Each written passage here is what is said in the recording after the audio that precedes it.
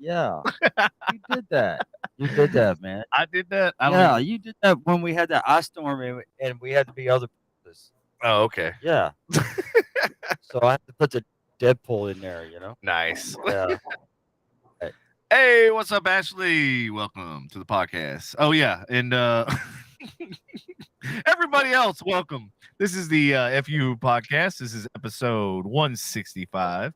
It is April 11th, 2023, and we have a very special guest with us. Welcome to the FU podcast. Without further ado, this is Jaimi McPeek. Hello. How you doing, Jamie? I'm doing great. How are you? Fantastic. I'm Good peachy, to by the hear way. it. Jamie, I'm peachy, by the way. Okay. I was asking both of you. no, Just no, no. I was just collectively. saying. I Yeah, didn't think I had to specify that I meant both of you because yeah, you're both right there. yeah. Right. All right. Well, Jamie is a professional performer. I almost said former. Performer, environmental scientist, mental health advocate, and creator of Flip of a Coin. Which, by the way, I have been following that. Flip of a Coin. Is that a movie? What is that? I mean, we'll dive into it. Yeah, we'll get to it in Yes. just a minute. Go ahead. It's a lot. She just graduated from University of South Florida with her bachelor's degree in environmental science and a minor in biology in December 2022. Congrats. She has diverse hobbies, including dancing, scuba diving, painting, poetry, and hiking. She also has many passions in life, and the one that she is most passionate about is her love, respect, and admiration for all animals. She wishes to and will pursue animal consideration and preservation. Did I say that right? No, you totally butchered animal and conservation. I'm sorry. I'm sorry, Jimmy. Hey, Ashley, soundbite. Yeah, I'm sorry. I'm sorry, Timestamp. Jamie. He I'm screwed sorry, up the I'm sorry. intro. I screwed up the intro. My bad. It's fine. It's par for the show. Hey, you know what? You can shoot me later. I'll probably. So, but anyway, see, and would also love to work on help for the world's marine life. She grew up farming, performed at any array. If you hear a squeaking in the background, that's my puppy playing with a toy. So sorry. I was That's like, that okay. is not me pressing buttons on the board. Yeah. That's why my I'm moving puppy. Devin. What are you doing, Devin? Yeah, new sound effects. He'll be here the whole time probably. So She created Flip of a Coin, a mental health platform in a future movie to help others realize it is okay not to be okay. Having severe OCD and depression, Jamie wishes to be heard and inspire others to speak up. And that's I was gonna say I can Jamie. cut her mic, and that way it probably won't. I cut will. me. Hold on. Let me. Hey, Emma, can you call Jack? He's disrupting the podcast. Thank That you. Is that Jack Dawson from Titanic? No, this is Jack McPeek, our new little addition to the family. What kind of dog is it? Oh gosh, he is a mix of a German Shepherd, Husky. There's some pit bull, some bulldog, some boxer. He's a complete mutt. He's a true pound puppy. Wow. Yes, he is, and he's not even 9 months old yet, so he is all over the place. Right. Yeah. That's awesome. But if he starts coming back and squeaking, I'll mute my mic. Well, we appreciate it. No problem. All right, you want to do the intro? Which one? You kind of already did it. Oh, I already did it. My bad. Yeah, because the intro I had was a lot shorter and concise and to the point. Right. Okay. But yours was good too. Okay. Yeah, I butchered Yours it was a little like- bit. yeah. I butchered it a little bit, which I'm sorry. Well, it didn't help that your mic kept too, and now mine is. Yeah, now yours is. Son of a bitch. Okay, first question, Jamie. What inspired? My bad. Sorry. What inspired you to create Flip of a Coin, and how did you think it could help people struggling with mental health issues? Oh gosh. Okay. Long story, but Yeah, we got 2 hours. yeah. Basically, okay. So I grew up with really severe OCD, depression, anxiety. Became anorexic at age 11. Became suicidal at age 10. Like a lot, just a lot. And I always used performing as like an outlet and like a way to kind of share a part of myself that I couldn't put into words, especially when I didn't even like understand like half of the stuff that was going on upstairs. Started like writing poetry and just like a bunch of stuff. And I always like grew up very ashamed of it and never really told many people. And the people I did tell, I would start obsessing over whether or not they looked at me the same. And it was just a really horrible place to be in. And luckily I had my mom as my rock, but I know that not everyone has that privilege of having someone right there to be their support system. So, as I grew up, really around 18, 19, which I'm sure we'll get into this a little bit later too, had like an epiphany moment and started really focusing on, because I was on medication, but really focusing on working from within and trying to figure out different coping mechanisms, because obviously nothing was working for 18 years of my life. It was just, hell. So really by age 19, I started realizing like, hey, this is nothing to be ashamed of. It's made me a part of who I am. It's not something that I need to hide and be embarrassed about. So I started being a little bit more open with it. And it felt good. It felt good to be open with it because it felt like I wasn't like hiding this like deep, dark secret.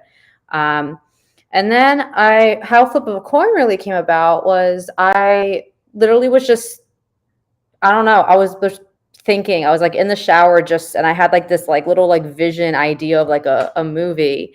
And it was, I don't even remember exactly like what the like scene was that I played in my head. But it was something of like a dual life. Cause like growing up, I would always be the very popular girl, the one who always got good grades, had a lot of friends, ones who a lot of boys had crushes on, like just, the girl that everyone kind of really liked and stuff. And I would spend half my day in the bathroom crying on the phone with my mom, having a breakdown. And then I would come back out with a smile on my face and, go back to like my friends group and whatnot. So really the idea for this like scene was like this like dual life, kind of like how I grew up, but like with, a cinematic feel to it. And then that was that. And nothing came of that for a while. And then one of my friends moved to Atlanta. And I asked him, I said, oh, like, how is it in Atlanta? Because I had wanted to possibly move there before, COVID hit and all that jazz. And he said it was good. And I asked him for any like tips. And he said, honestly, a good way to get yourself like ahead of the game is to create your own content. And I was like, oh, well, I did have this idea. And then basically that's kind of how it was born. I hit up another one of my friends who's a screenplay writer. And I told her my idea for this film about a girl and like the dual reality of mental illness. And we collaborated and she wrote it up and was friggin' awesome. It was better than anything I expected. And then COVID hit. So obviously I couldn't really go anywhere with the film. So my fiance was like, well, you should focus more on what the actual message is and like making us, like a group, like a community out of it. So I opened up the Flip of a Coin support group and I started focusing on just that, on the community and of inspiring others to reach out, talk about it, have a safe space on Facebook and whatnot. And then that's kind of like the hierarchy of how things went down. And now here I am openly talking about mental health and stuff on podcasts, which is pretty cool. Well, welcome and we appreciate it. And thank you for sharing that. There was Yeah. like so many questions that I have. Yes, go for it. Okay. If you don't mind, if you want to talk about it, that's cool. If not, that's fine too. You said that at the age of 10, you had these like suicidal thoughts, and you had like obviously you didn't really have an outlet other than your performing arts and that sort of stuff, and that was like kind of your creative outlet, which I understand completely more than you will ever know.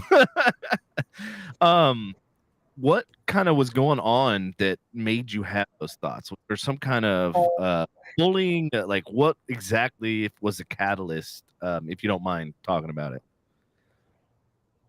it. It's not easy to answer because I didn't even know what was going on like half the time, because I had a really severe case. It was like one of the most severe cases my psychiatrist had seen. And I also am very mature. I've always been super mature for my age. So felt like my brain was much higher than my actual age, or much more mature than my actual age. But really, Which also explains why you've accomplished so much at a young age. yeah.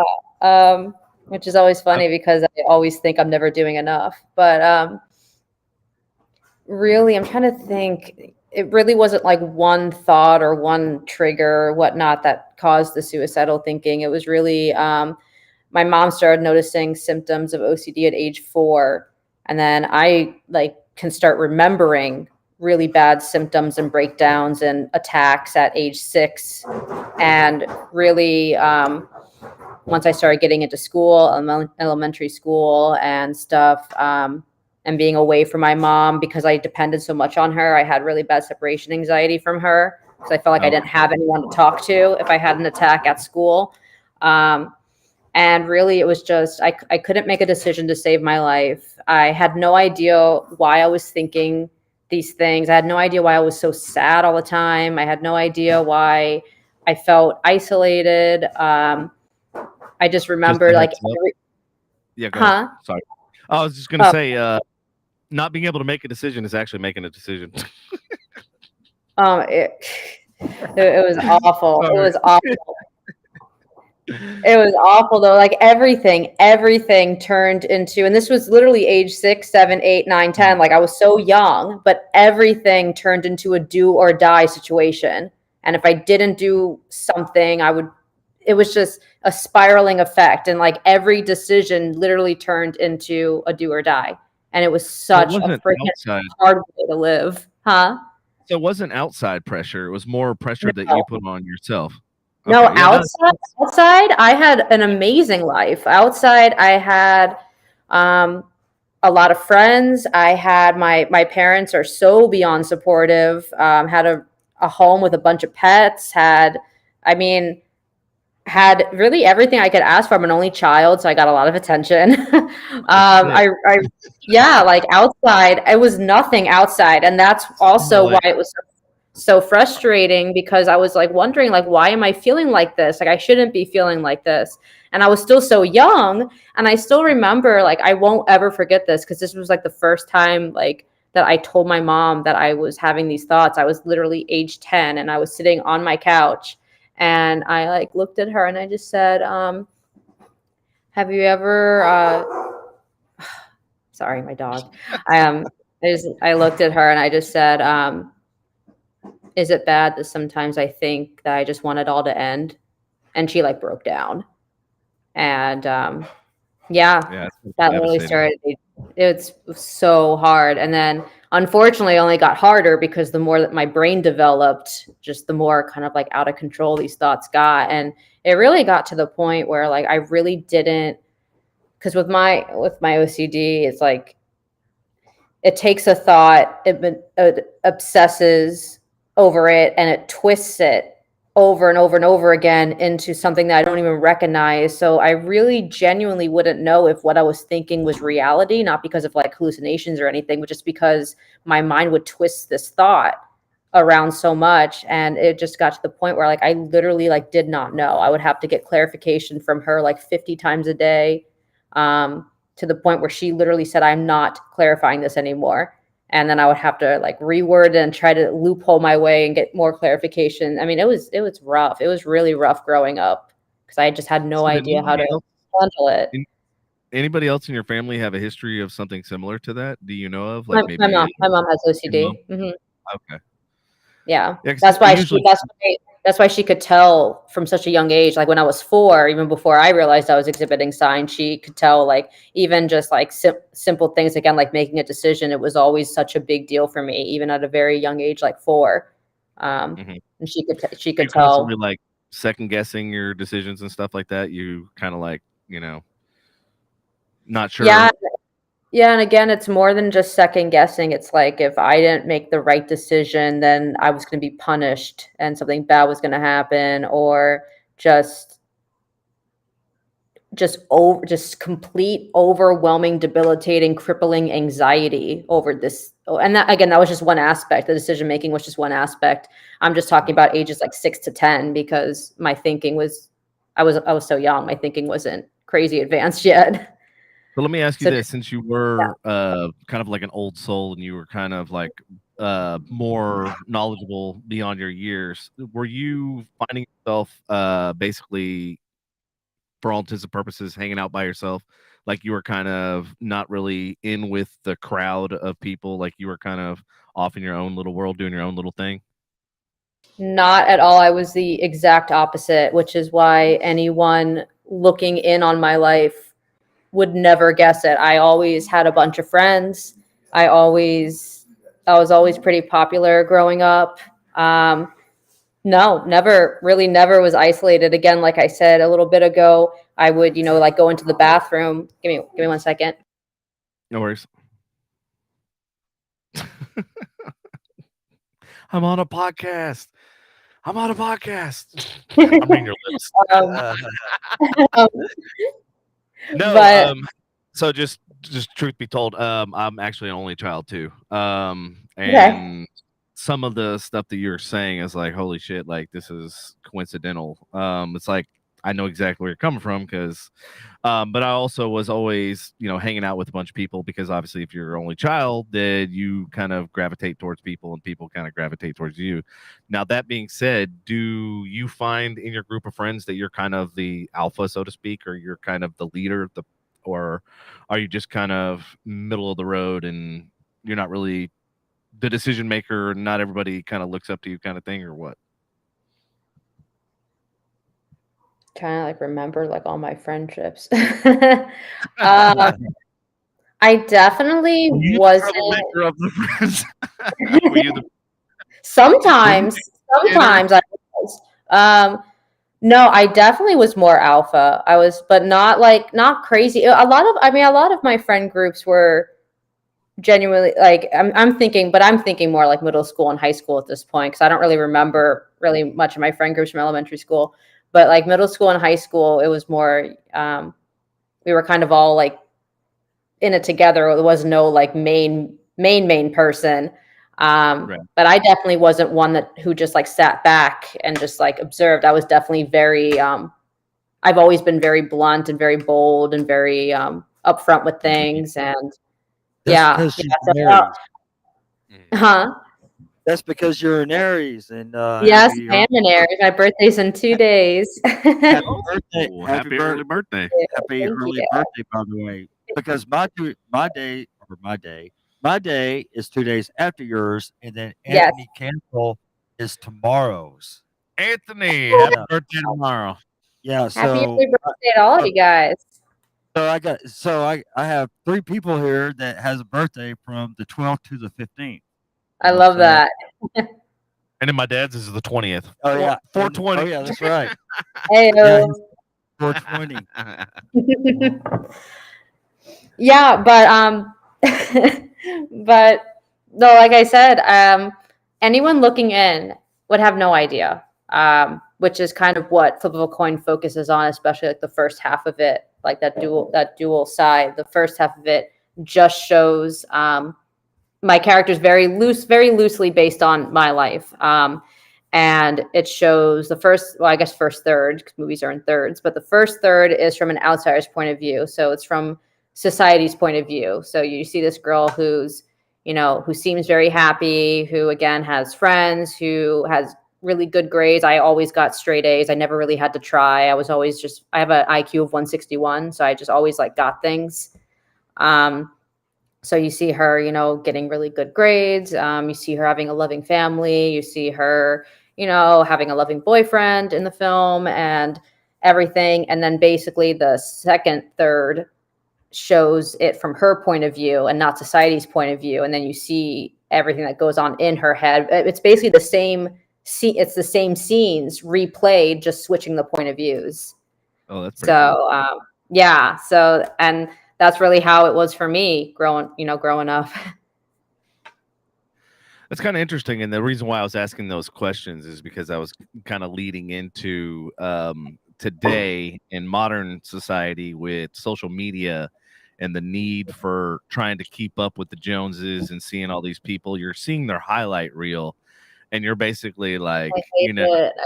Oh, I know. That's why I try to stay as far away from social media, which sucks because I own a marketing company. It's kind of hard to stay away from. And then obviously I have the podcast. So it's kind of hard to stay away from social media when we're on every single platform.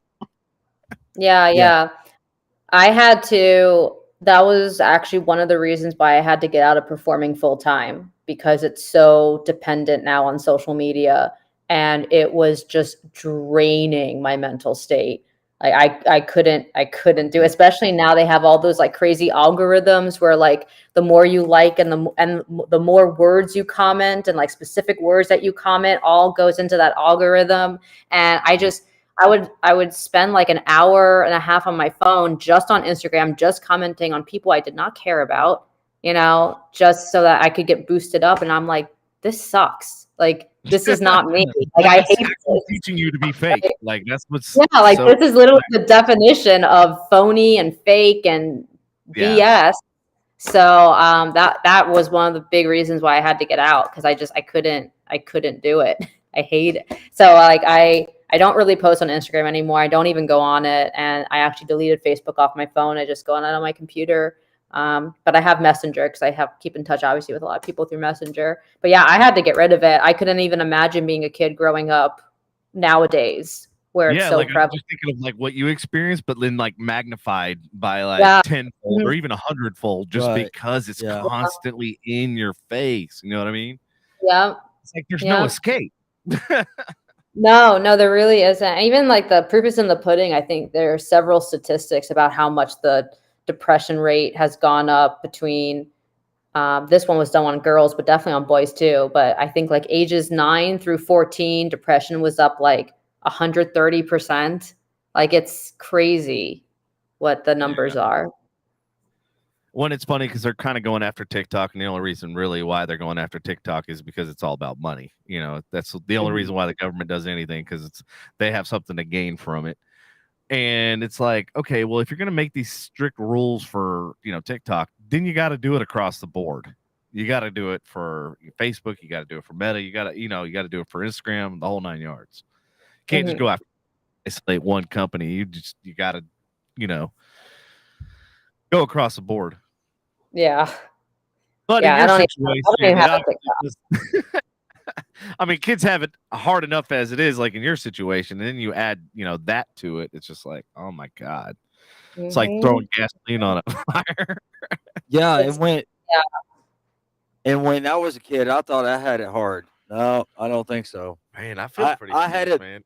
I had it, Jamie, I had it made back in the 70s and 80s, let me tell you. Yeah, because you had that shit brown Catalina. I had my shit brown 1973 shit brown Catalina. That's what I had. That was he was rolling in the deep. Hell yeah. And that had a big back seat.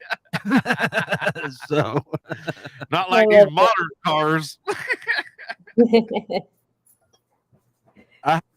I had to throw my Catalina in there. Sorry. All right, go ahead. You're good. Ongoing podcast. Yeah, it's like, how many times can we mention this shit, bro? Yeah, it's been 2 years. I've been trying. It's cutting out. I've been talking about that damn car for 2 years on the podcast. That Catalina. Oh my God! Somebody in the audience is gonna buy him one, so we'll stop talking about the fucking Catalina. Oh, I would love to have one now. With gas prices, fuck that.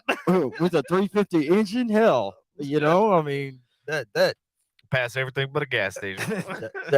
I had to fucking fill it up every 5 miles, but you know, it's okay, you know, but yeah, I did that Catalina.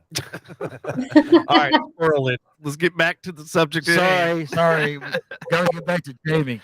All So right. Patrick shared his story about his Catalina. Can you share a personal story? I know you kind of painted it with a broad brush of things you went to, but did you have a specific story where you struggle with mental health and like how you kind of came over it or overcame it?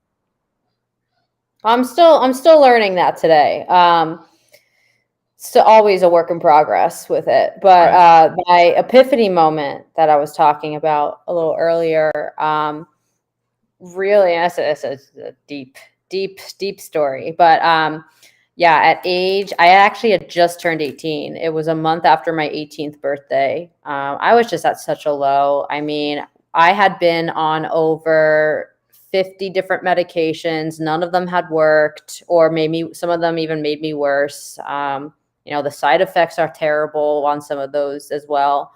I had tried, what was it called? Oh my gosh, neurofeedback, which is where like I had like, you know, electrodes like on my head, and Like I would, E-dge? yeah. And it would actually like on the screen, I don't even know how this worked, but it would like almost have like a picture of like my thoughts kind of. It was very interesting. And I would have to like click and like it was some kind of psychological thing called neurofeedback, and that had some pretty good results with depression and kind of unknown with OCD, but we gave it a try. That did nothing for me. Tried therapy, that did nothing for me. We tried so many things, guys, like so many things. And I was kind of at this point at age 18 where it's just like, I cannot friggin' take it anymore. So about a month after my 18th birthday, I did try to take my own life, and obviously didn't work. I'm very thankful it didn't work. But I got to see firsthand, you know, like what it did to my family. Not really many friends knew about it, but the couple close ones that did, I got to see, you know, what it did to them. And it really just solidified that saying that suicide doesn't take the pain away, it just passes it on to someone else. It really solidified that for me. And I was like, well, this is not the answer. This is definitely not even close to the answer. So, you know, after that whole thing, I realized I was like, all right, I'm stuck with you. So, I'm not gonna make my main goal to like fight you and try to, you know, beat you and whatnot, but just to live with you and to accept you and to use you to my benefit.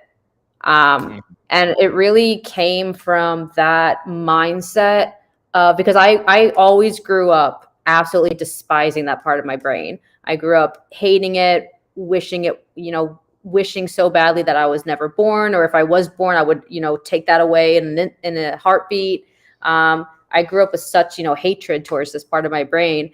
And once I like switched that mindset to just, again, I don't have to like it, but I just have to accept it, accept that, you know, I can't go inside my head and redo the chemicals or anything. I just have to accept it and make the most out of it. And it was really once I changed my mindset that the healing process begun for me. It was still very hard, but it became a lot more manageable because I didn't view it as like a battle that a battle that I had to constantly be winning. You know, it wasn't so much just about like surviving. It was more just, again, about learning how to live with it. And yeah, and for a while it felt like not much had changed because I was still, you know, went through periods of huge depressions. And when I first met my fiance, I mean, he told me he was just straight up with me. He's like, you were a disaster when I met you. I mean, he loved me, but you know, I was having like 2, 3, 4 breakdowns a day even, and that was age 19 that I met him. So I was still, you know, really suffering.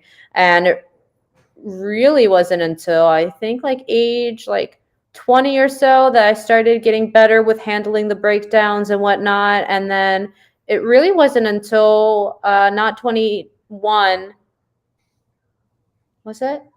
Yeah, 2021, where I like started actually like feeling happy more than sad. And there would be like moments, like when I say moments, I mean like maybe like an hour or two where I wouldn't have like crazy thoughts, like crazy obsessional thoughts. And I swear my brain did not know what to do with itself. Like it was so like not used to not obsessing over something or not feeling anxious or not depressed or whatnot. So for a really long time, I want to say like really 2021 through just a couple months ago, I was in this like battle between like being happy, but feeling like I'm not allowed to be happy, that I have to be obsessing over something, or that I have to be anxious over something, or I have to be freaking out about something. So it really was like this like push pull for so long, of trying to learn how to genuinely like be happy. And really it's not until like the past like couple months, like I'm talking like January through now, that I'm the best I've ever been. That of course I still have crazy thoughts and whatnot, but I can definitely say I'm a happy person. I would define myself as a happy person. And I've gotten to that point where, if I were to go back and have the choice, like, could I get rid of my OCD? I wouldn't get rid of it, because I know it's part of, it's helped me be so driven and motivated and self-disciplined and everything. So yeah, but I mean, I'm still learning. I'm still learning all the time how to deal with things. And yeah, it's definitely not I don't think there's ever really a quote unquote end goal, because again, it's never going to go away, but it just gets easier, and I'm learning how to live in the moment more. And like I said, just learning how to be happy more. So it's really interesting. It's really cool to like look back on my childhood. I guess it's sad to look back, but it's interesting too. And just like realize just how far I've come, because sometimes it doesn't feel like I've come very far when I have, bad moments. But then I look back and I'm like, no, like I'm a badass. Yeah, introspective and looking back at things, you're like, damn, I can't believe like what I thought was so extreme and so difficult then, and you're like, now look at where you're at, and like look at what you've overcome, and it's just like, wow, like you thought it was a mountain, turns out it was just a molehill. yeah, seriously, it's really cool though. It's really cool. But with the anxiety, it's like what he just said. It feels like a freaking mountain, but it's just something really, really tiny. You know what I'm saying? Because that I have severe anxiety. Because after what I went through in 2017, and so I mean, you think the worst, you think it, you keep thinking it, and all of a sudden, bam, it's not the worst. Everything turned out okay, and you just hurt for almost like no reason. You know what I'm saying? Well, it's like what I was saying. It's like if you look like she did, you look back and then you see that you accomplished all those things, like that should give you strength going forward. Being Well, like, yeah, hey, I've overcome this yeah, like 5 times before, 6 times, 12 times, 20 times. You know what I mean? right. Like it Right. didn't take me out the first 20 times. It ain't gonna take me out. Yeah, right. I'm stronger. I'm better. You know what I mean? I'm like, I've overcome this. Right, You can do it again. Well, the thing is, I mean, I don't know if you know, but in 2017, I had a heart attack, a stress-related heart attack. And it was like 2 months, actually 2 months before my 50th birthday. Right. Okay. And so it's just, ever since then, I've had the, the chronic, you know, the chronic anxiety and everything. So, but that's a totally different story from everything else. So, But no, I mean it's all interrelated. I mean it's yeah, all like she had yeah, different trigger points and things that right. like with me and having the OCD and finding out at a young age, like I use it to my advantage at a young age, and I'm actually paid very well now because I have the OCD. But it also complicates me because now I can't watch a movie without picking it apart. I can't look at an ad or any type of newspaper Well, that's me article too. or anything like that without Yeah. picking it apart, or like a cover or magazine, and it's the OCD in me. But for my job and what I do, that OCD, that's Hmm. people. It's hard to find that, that Right. people that are that meticulous and that attention. Yeah. And ironically, when I worked for JCPenney corporate headquarters, my job when I was rehired there 3 times, the third time was in charge of details. So literally, that was my job title was to have that OCD, and like it was almost like they encourage it. Mhm. That's pretty bad when a job encourages that shit. You know what I'm Right? saying? Yeah. Yeah. But So, I mean, you look at my career span and everything, and like that was my outlet, like that being that creative and that attention to detail and stuff like that, that helped propel and excel in certain cases where other people that don't have that outlet, or can't figure out how to turn that brain and make it work for you instead of Mhm. against you. And Yeah. that's now, and this was going to be one of the questions I was going to ask you is like whenever you were sleeping at night, like you can't turn your brain off, like it's oh God. still going a mile a minute, still trying to process everything, still trying to like figure out all the stuff you got to do tomorrow, next week, a month, 6 months from now. And then like I know with me, it's like I'm trying to prioritize everything and trying to figure out, okay, what needs to be done first. And if I do this, then I have to do that. And then this causes this, and this opens up this Pandora's box, and and it's just like I can't fucking turn my brain off at night. Yeah. So that was Yeah. gonna be the next question is obviously you did pharmaceuticals and that obviously didn't work. Did you try any herbal or anything that may or may not be legal to I tried on, some. you're- tell us if it's legal you're or in not legal, Florida. but Come on, you're in Florida. I tried so much. I tried a lot of those holistic approaches. I can't think of the name of what is it ginkgo. called? Has a has like a weird name. It's like something wart, like. Oh, St. John's wort. Yeah, that's it. Mm-hmm. I mean, it's Yeah. like 6 different GNCs, so I knew supplements. Oh, okay, yeah. I tried that. I tried that's another kind of holistic one. I did try CBD oil. That actually was horrendous for me. I'm very sensitive to any kind of medication, or any kind of. I've only ever done like weed or anything, but I have terrible reactions to it. I actually like start hallucinating, and I actually start like friggin' freaking out. Like I almost had to go to the hospital one time. So it almost like amplifies your anxiety even more It instead was of so helping. amplified. I can't Yep. even describe you how terrifying that was. I thought I was going to die. Paranoid. Yeah, Like beyond. paranoid, But yeah. beyond paranoid, it was almost like I was on mushrooms because I never, not that I've done mushrooms, but I've heard stories. Yeah, I heard stories.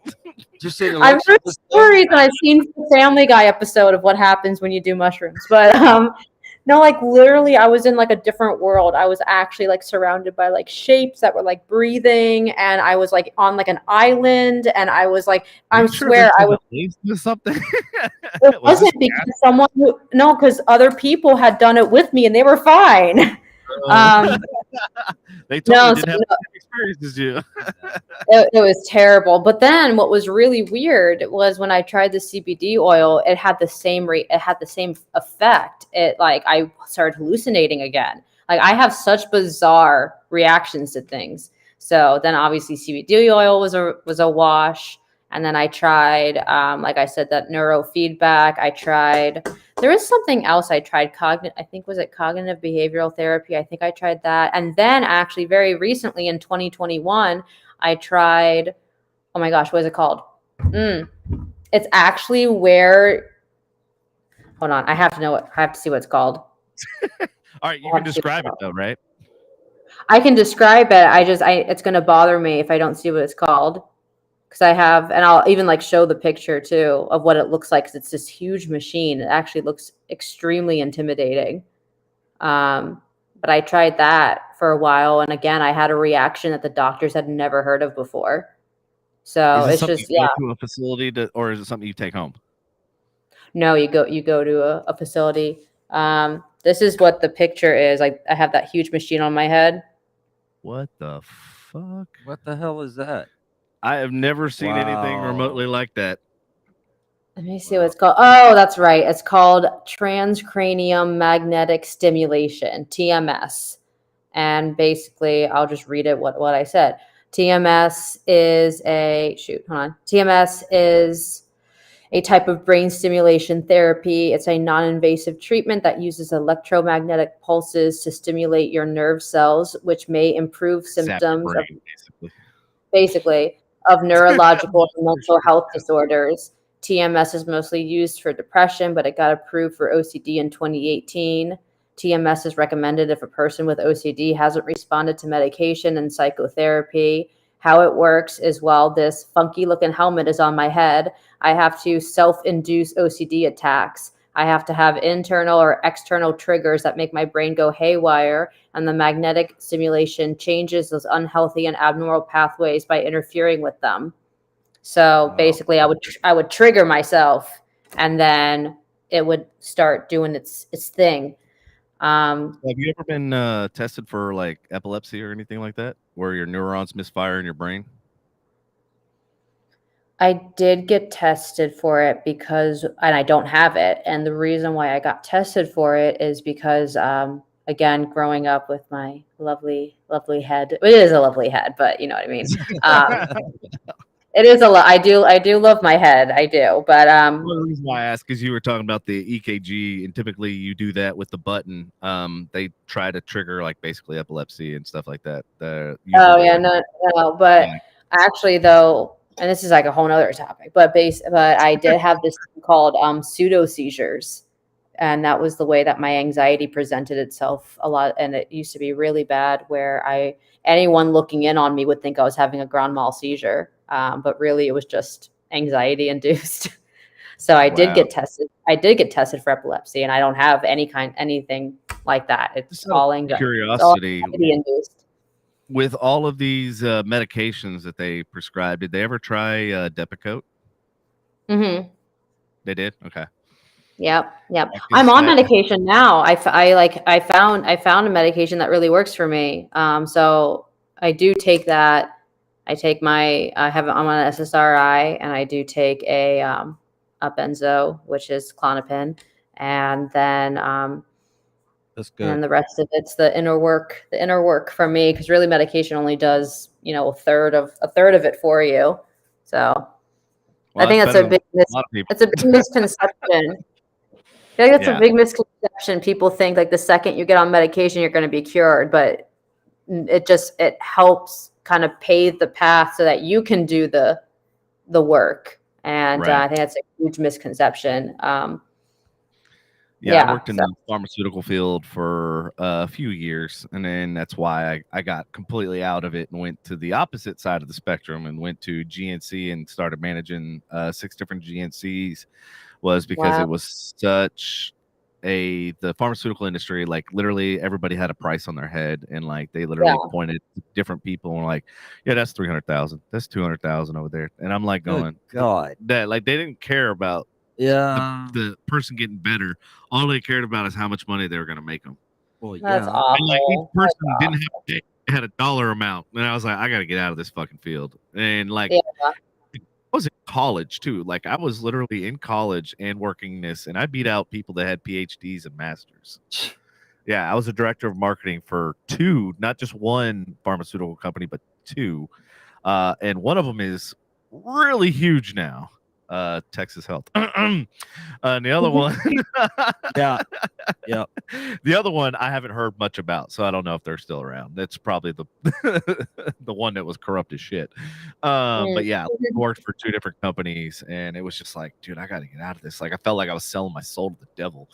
You pretty much did. Wow. No, I know it's a really shitty field. It really is. Yeah, and it sucks because, like you said, it's like, it doesn't work for everybody, and then for the few people that it does work, it doesn't do like you said 100% of the work. You still gotta do your part. Yeah, 100%. Well, since you mentioned misconceptions, what are some other common misconceptions about mental health that you've encountered, and how do you address them through your work? That OCD is not just about being clean and washing your hands is Uh-huh. the most annoying one of them all. Oh my gosh. All Oh right, my well, gosh. enlighten the audience so that Yeah. they don't just think you Yeah, you go walk ahead. around with the Go ahead. soap and and scrub brush 24/7. Literally like the fastest way to Physical piss frame me behind off you. is to say that. Oh my gosh. No, like Look, she's gonna I look. get The frame behind you is crooked. or that. Yeah, no. My OCD is never, yeah, it's never been like that. I mean, everyone's OCD is different. Mine was always very obsessional thinking. It wasn't so much compulsion. So I never really got crazy with any of the washing of the hands. I was never really a germaphobe. Um, Never really worried if things were like out of order or turned different like that. To me, that wasn't my experience with OCD. That is some people's experience with OCD, and it can be just as debilitating as my experience with OCD. Mine was very, very much based on, again, like obsessional thinking and my mind twisting that obsessional thinking into me just not even knowing what was real, really. So mine was very obsessional. However, what made mine so severe as well was that a lot of people with OCD, they have kind of like a targeted field that they obsess over. Like certain things trigger them, whereas mine was all over the map. I literally could get triggered by literally anything and start obsessing about that. So that's also what made my OCD so hard to treat, was because I didn't really have like a specific field of triggers. Like everything was a trigger. So With that being said, like, how has your journey with the mental health shaped your perspective on life? Obviously, like, you've grown and you've been able to manage it and handle it. Has it changed anything? And do you have any advice for any other people that are going through something similar? you're gonna have to split that question up, because if I have the advice, I have a whole thing on that. So We'll what was the set that first? How? aside. We'll table that for a Yeah. second. So So how is it how has your perspective? journey with the mental health shaped your perspective on life? That, oh gosh, Deep that life questions. can be hard, really. That life can be hard, and So, like, your perspective at 10 obviously changed when you were 18, like you mentioned, and then you started to kind yeah. of get a grasp of it when you were 20. Like, how was your viewpoint at 20 and older, changed versus when you were younger? And like we kind of mentioned about like the mountains and the molehills and that sort of thing. Yeah. How has your, perspective on life and everything changed from like when you were 10 going through that to when you were 18 going through that to, your latter years in your life? Yeah, I mean, basically, I guess the best way to describe it is when I was growing up, I genuinely saw no light at the end of the tunnel. Like I just was in the dark and I had no idea where I was going. I honestly thought, and this is kind of ominous now that I say it, it was almost like foreshadowing. Growing up, I remember thinking I'm not going to make it past 18, and 18 happened to be the year that I tried to take my life. So it's kind of almost like Wow. foreshadowing. I remember growing up being like 13, 14, thinking I'm not going to make it to 18. Um, and that's really friggin' freaky to think that as, a 13 or 14-year-old. Well, you gotta think about that too. You're holding that on your chest like all that Right. time while you're growing up, knowing that in the back of your mind that like you're not going to be here past 18. So like that's going to also increase your stress and also increase your anxiety and stuff, knowing that like, hey, I'm not going to be here that long, so fuck it.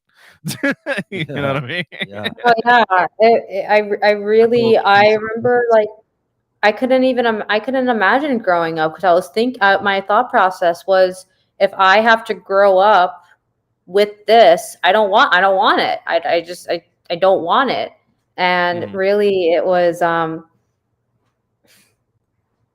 even at 18, I can't say I saw a light at the end of the tunnel, because again, that was obviously the year that I tried to take my life. But even after I had taken my life and again had, was starting to learn about that that's not the answer, then I felt even further down, because it was like, well, what do I do? Like, how do I do this? And there was quite a bit of time before that, again, before that acceptance kind of kicked in, where it's just like, I'm literally out of options now,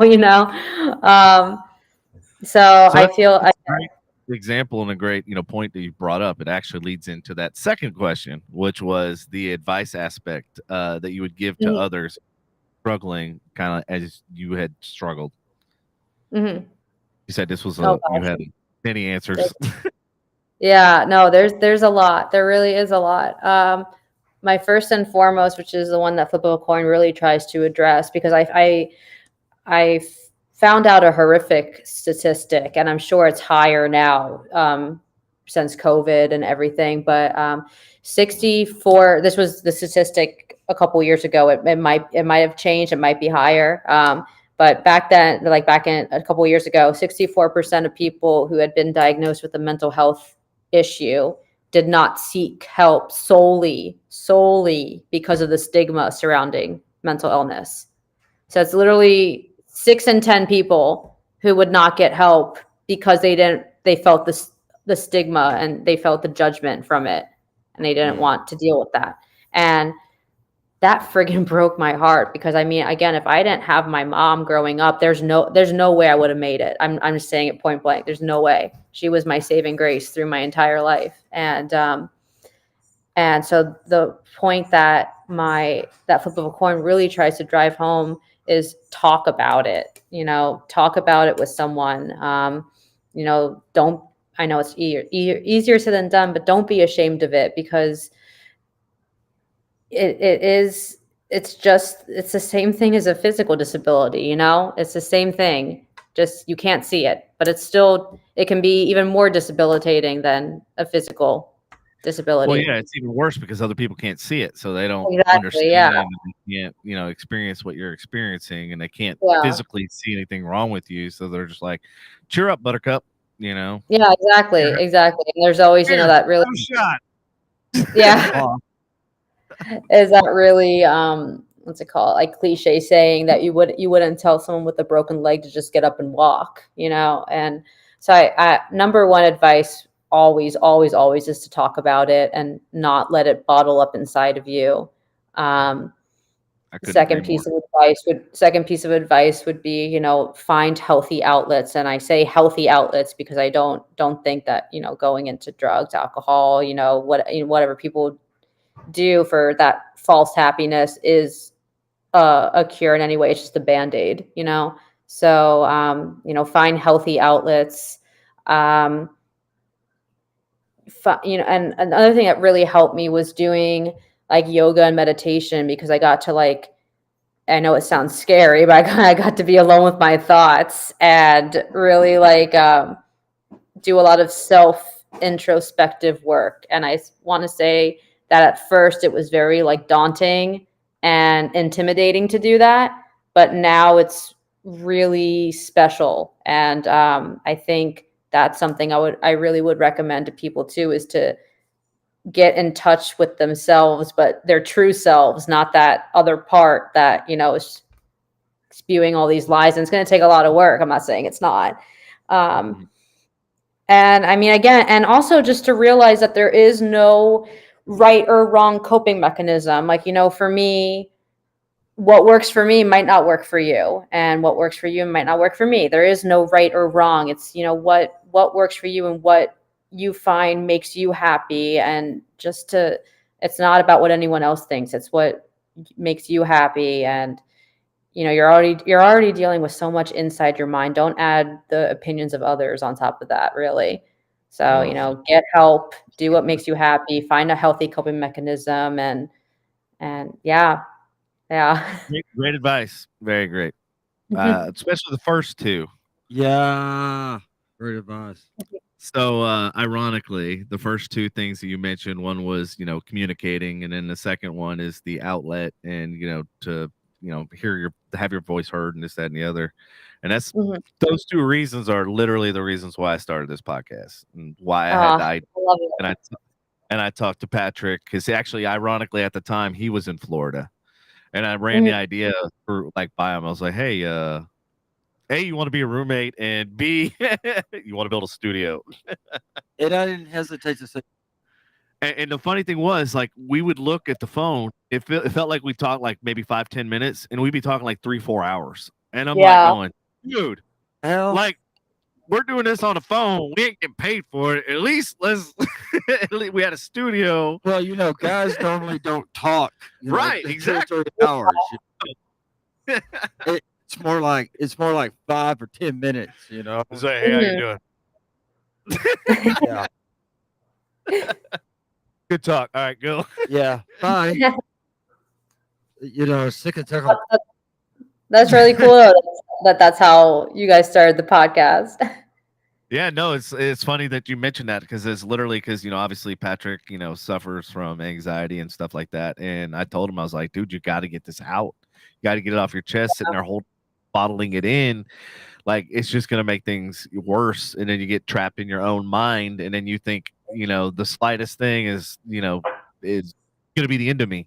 Actually, that what you described is what is kind of, I guess, my problem with anxiety is that I'm stuck in my mind, and I can't and I can't seem to get certain things out, and I would talk to people and everything, and of course, I would talk to Devin, I would talk to Misty, I would talk to, and it sometimes it's just paralyzing.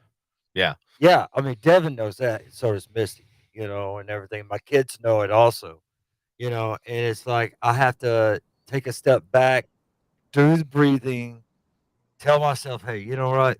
You're okay. You're all right. You're gonna make it through it. It's all good, and everything. Yeah. And then and once I convince myself that I'll be okay and all that. Like it's literally, just Patrick can slowly. control his own blood pressure and shit just by like basically self-meditating, which is kind of like what you were talking about, like with yoga, like getting Oh, yeah. your inner self. And that's what I was telling Patrick. I go, Patrick, what is the most happiest time you ever had in your life? Like, go there. Like, just focus on that and not, am I going to have another heart attack or this chest pain and this, that, and the other? It's like, just focus on, go to your happy place, basically, Right. Like, Yeah. find it.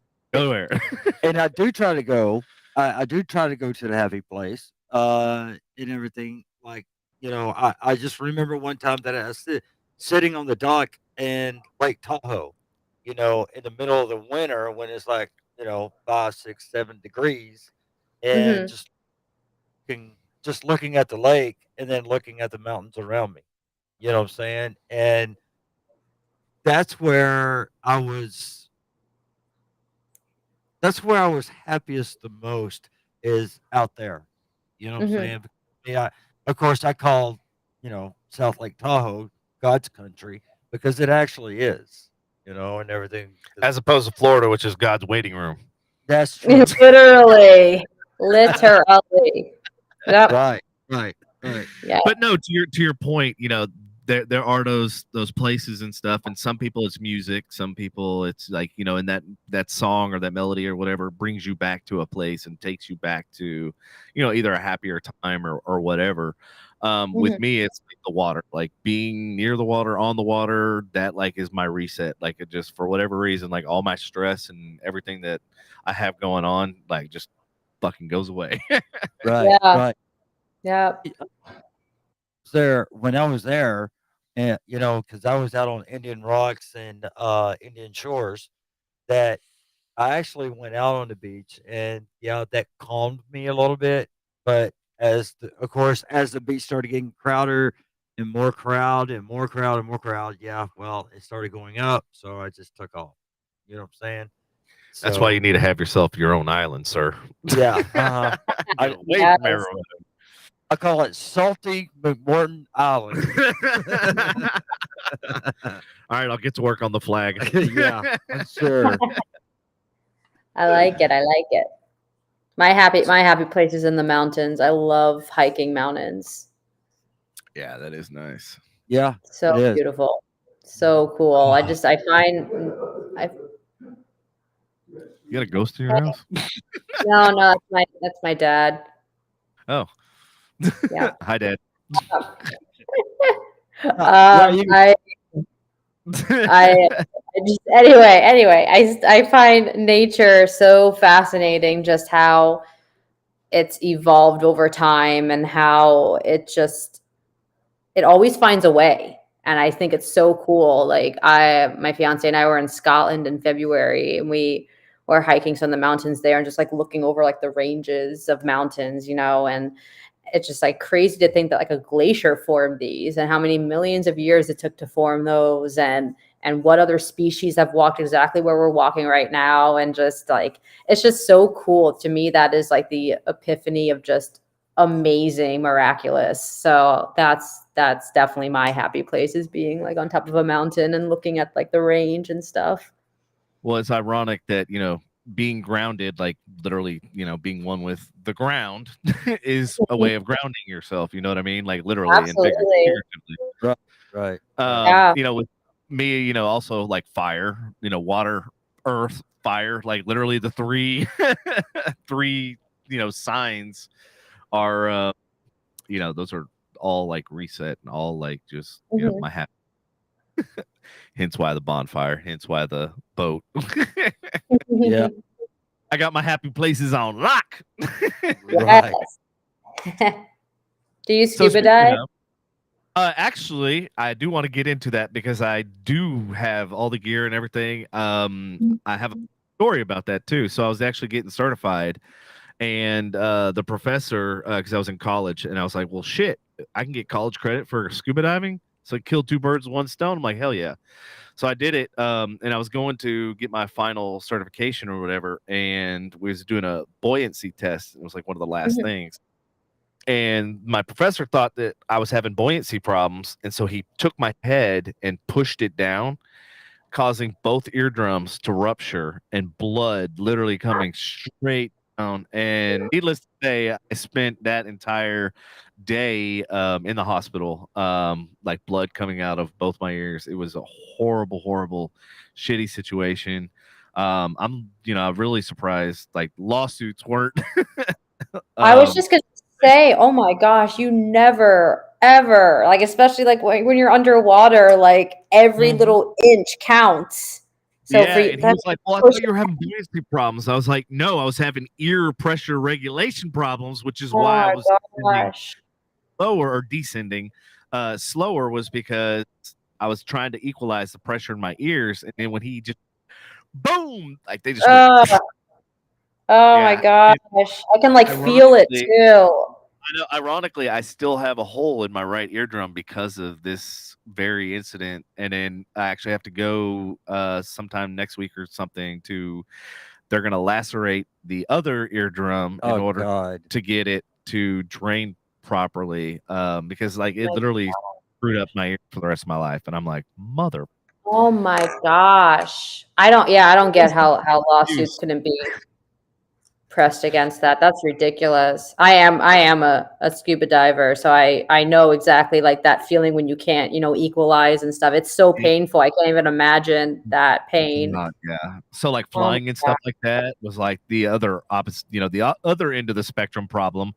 Was altitude, obviously jacked with my ears, at an older age and stuff. And now that I have the hole in my eardrum or whatever, now I have no problems with equalizing pressure because there ain't nothing to stop it. There's no barrier there. Oh my gosh. Yeah. So, but yeah, I still will scuba dive. I actually, now that I know that I have somebody to scuba dive with, because I didn't do it because I was like the only one that knew, like, that was certified or, almost certified to do it. And so I was like, well, shit, I'm not going to do this by myself because what if something happens? Like, you always go with buddies, in pairs or whatever. I was like, well, this sucks. So yeah, I got the tank, I got the vest, I have everything. Yeah. Get it rechecked since it's been years since it's been used, but definitely. And since you're going to be in San Antonio, you should go check out Lake Medina. It's one of the only spring-fed lakes in the surrounding area. Is absolutely beautiful. The ride out there is absolutely amazing. You're like literally in the middle of the hill country. The water is crystal clear. It's cold as fuck though because it's spring fed, but you literally can see the bottom. I almost bought a house on the lake, and it was ironic because they said it was a 300-year drought. So it wasn't ever supposed to get water for like 300 years or whatever. Well, when I moved to San Antonio, like I was literally like about to pull the trigger on that house, but I already had this house. I bought this house when I was 24. So, well, shit, what does one person that's single, no kids, need 2 fucking houses? But I was like, it was such a good deal. Like it was lakefront. It had the whole front of it was all glass windows. And literally when I pulled up, there was 3 deer underneath the house. And I was like, dude, this is my sign. Like, I need to buy this fucking house. And then ironically, when I left working, when the contract ended with USAA and I left San Antonio, that house that was for sale for $124,000 sold for $400,000. I could have made almost a $300,000 profit on that house just by keeping it that short amount of time, because they ended up having record rainfall. So that 300-year drought, like literally put water right back to, normal levels and stuff. So they no longer had a drought and the lake was completely full again. So of course the price went through the roof, and I was like, son of a bitch, I knew I should have bought it. All the signs are there. Like literally all the signs are right there. I have to look that up. You said Lake Medina.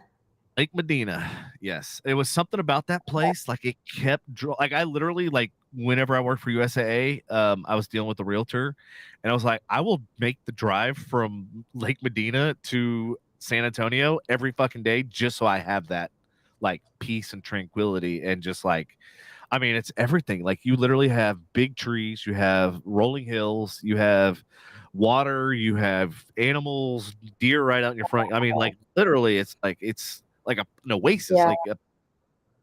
It's like shit. I can't even think of a place other than like Pennsylvania. My cousins live out there. That's similar to that. But that's a hell of a long drive. That's too long. I'll definitely have to check that out when I'm there. That sounds amazing. Yeah, it is. It's definitely, especially since you like the hiking and you like that scenic. You'll definitely enjoy that.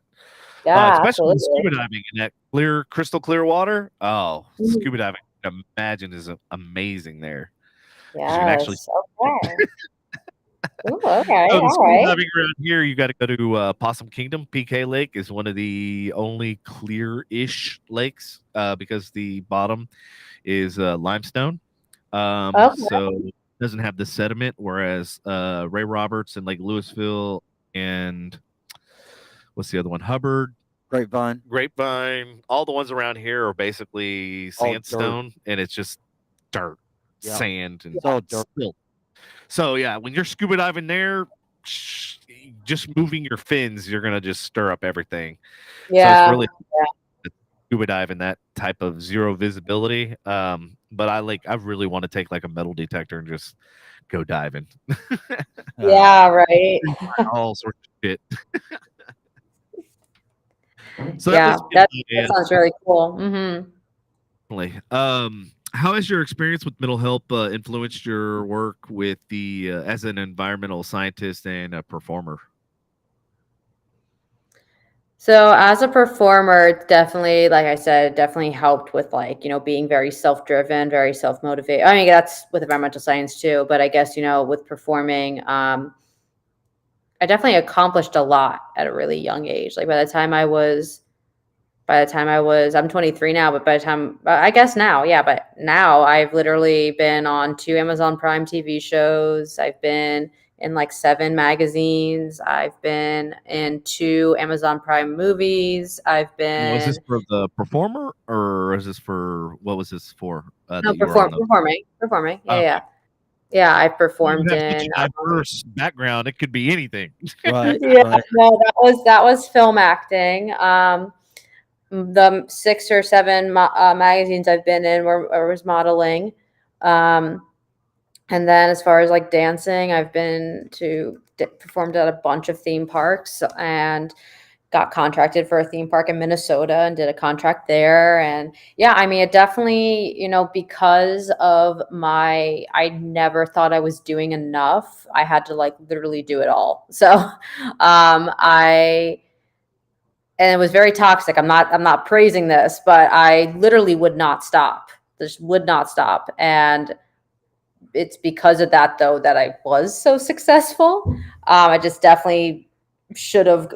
For anyone listening, that's not a good thing. You have to stop, and you have to like find the balance. It's all about balance.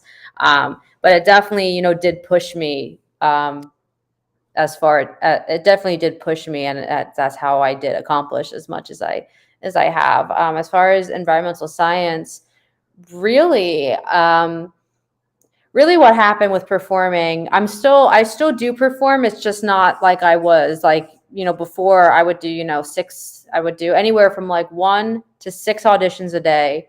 I was contracted with either a theme park or, a film or a show. Just, I was always on I was on a contract and whatnot. And, was doing photo shoots left and right, was very active on social media, yada, yada. And really, I just couldn't take it because it was so everything had to be perfect and nothing was ever enough, and there wasn't really like an end goal in sight. Because the one frustrating thing with performing, whether it's film or dance, is that you can book a movie, or you could book a role in a show, or you could book a theme park contract, and you have that work for like, let's say, a month, 2 months, maybe 6 months. But then after that, you're not ever guaranteed work again, because you have to re-audition, reapply, yada, yada. I was at, Busch Gardens. I performed at Busch Gardens for 3 years, and I still had to audition for every single show. And there was a lot of shows that I didn't get in the second time around. I'd be like, well, why not? Have I regressed? Am I not as good as I was? And that was hard. Self-imploding. Yeah. And it was, especially, with it's hard enough for anyone, but especially with someone like me with such severe OCD, like I need some kind of structure, some kind of stability, or else I do spiral. And even now to this day, if I have days where I don't have anything planned, I hate it. I hate it. I have to plan things. And obviously that is so not the case with performing. Because again, you could be contracted for 6 months and then not get any work for like 3, 4, 5 months, maybe another 6 months, maybe a year. Like you don't know. And that was really hard, really hard. And then this, like I said before, the social media aspect of it was really hard for me. The constant feeling like I'm not doing enough, because again, there was no end goal. So it was just go, go, go, go, go all the time. That was really hard. I would push myself beyond my limits. I would get burnt out. I would be burnt out way more than I wasn't burnt out. And then that burnout would lead to really bad depression. Just the pressure of it all was very toxic. The actual industry itself was very toxic. And then it just got more toxic after COVID. And also, oh gosh, I lost my train of thought. But yeah, it just got super, super toxic, and I was so unhappy. The benefits were not outweighing the pros were not outweighing the cons at this point. So really, when I was learning how to be more introspective and stuff, I realized I'm like, performing is not. I felt performing is more of an obsession than it is an actual passion at this point. And that's really what it came down to. I was so obsessed because growing up, performing was my outlet. It was my happy place. But unfortunately, as I got into the industry more, it became this daunting place full of anxiety and self-hatred and goals that were not achievable, like literally not possible. And I identified my entire life as a performer, and it was really hard I felt like if I wasn't performing, I didn't have anything,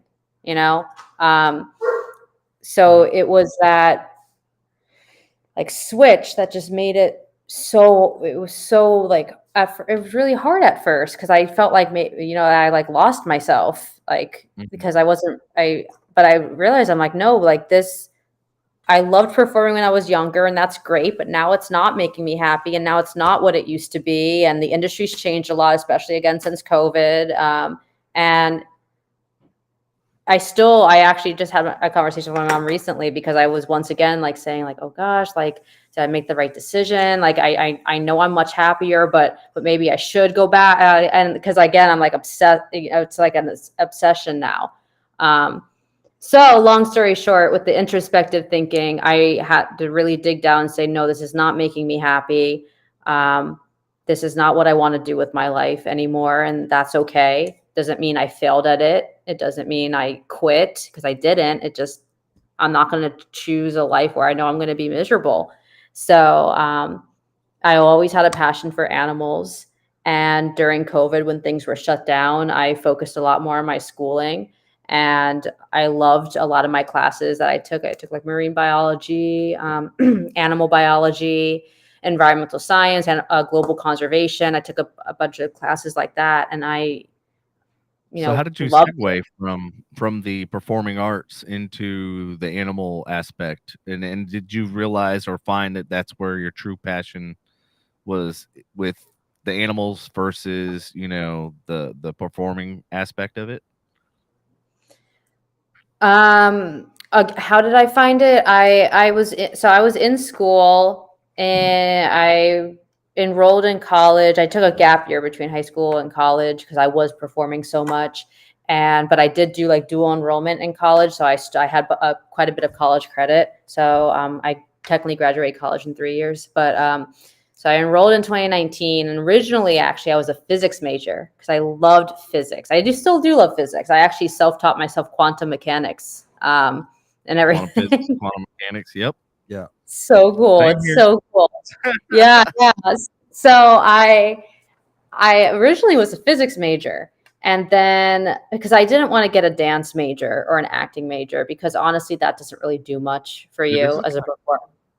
Sorry to interrupt. I was like, this is kind of creepy because I also was dual enrolled and I also graduated early. And I also quantum physics, quantum mechanics. And I've been for the last 5 years in AI.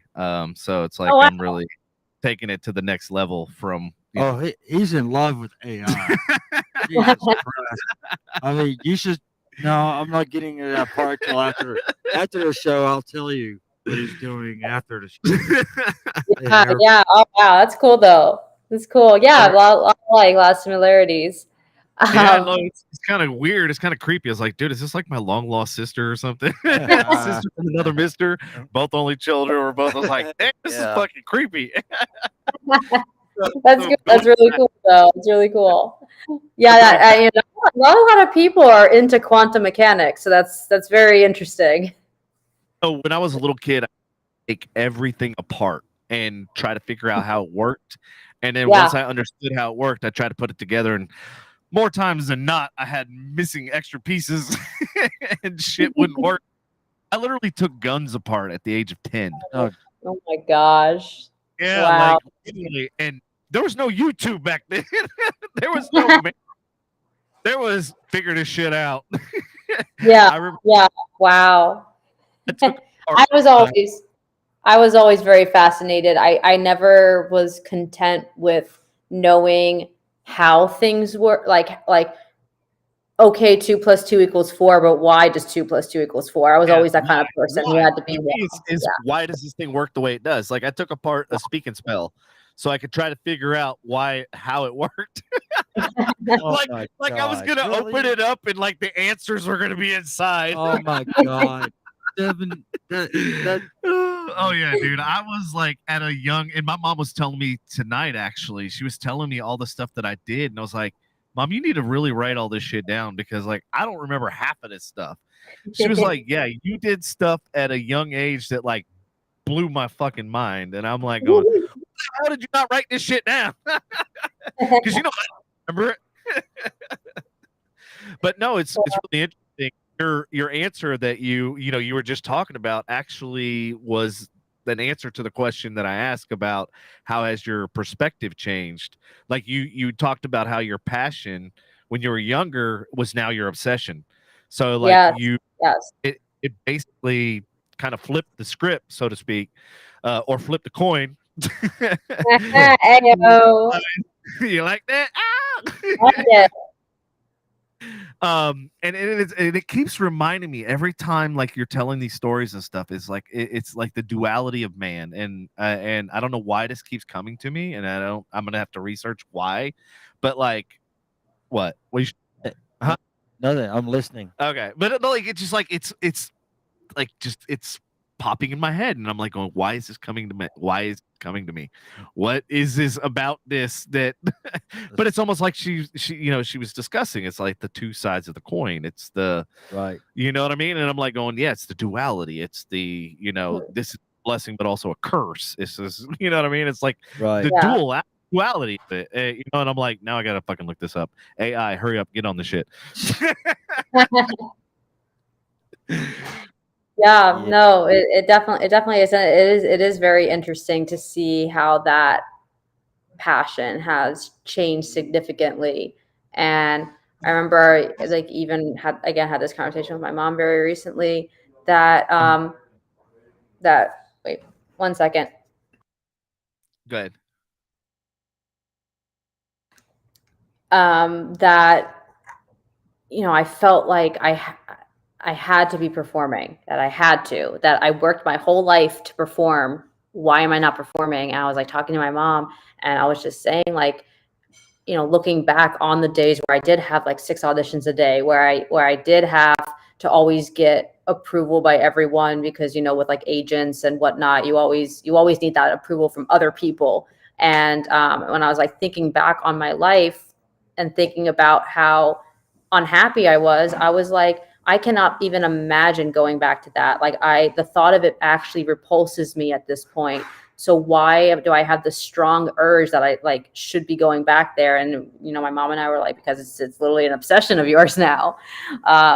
It's not what it was, and it's very I don't think interesting. it's so much that it's an obsession. I think it's more of like you feel like you failed. You feel like that it's unfinished, and that your anxiety is trying to push you back into that because you want to feel like you succeeded.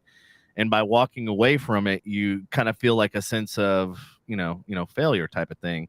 Um, Versus like you did all these amazing things and just be like, okay, now moving on to the next. Versus I feel like I didn't finish something, or I left something incomplete, and like your brain is basically saying I need to finish that path.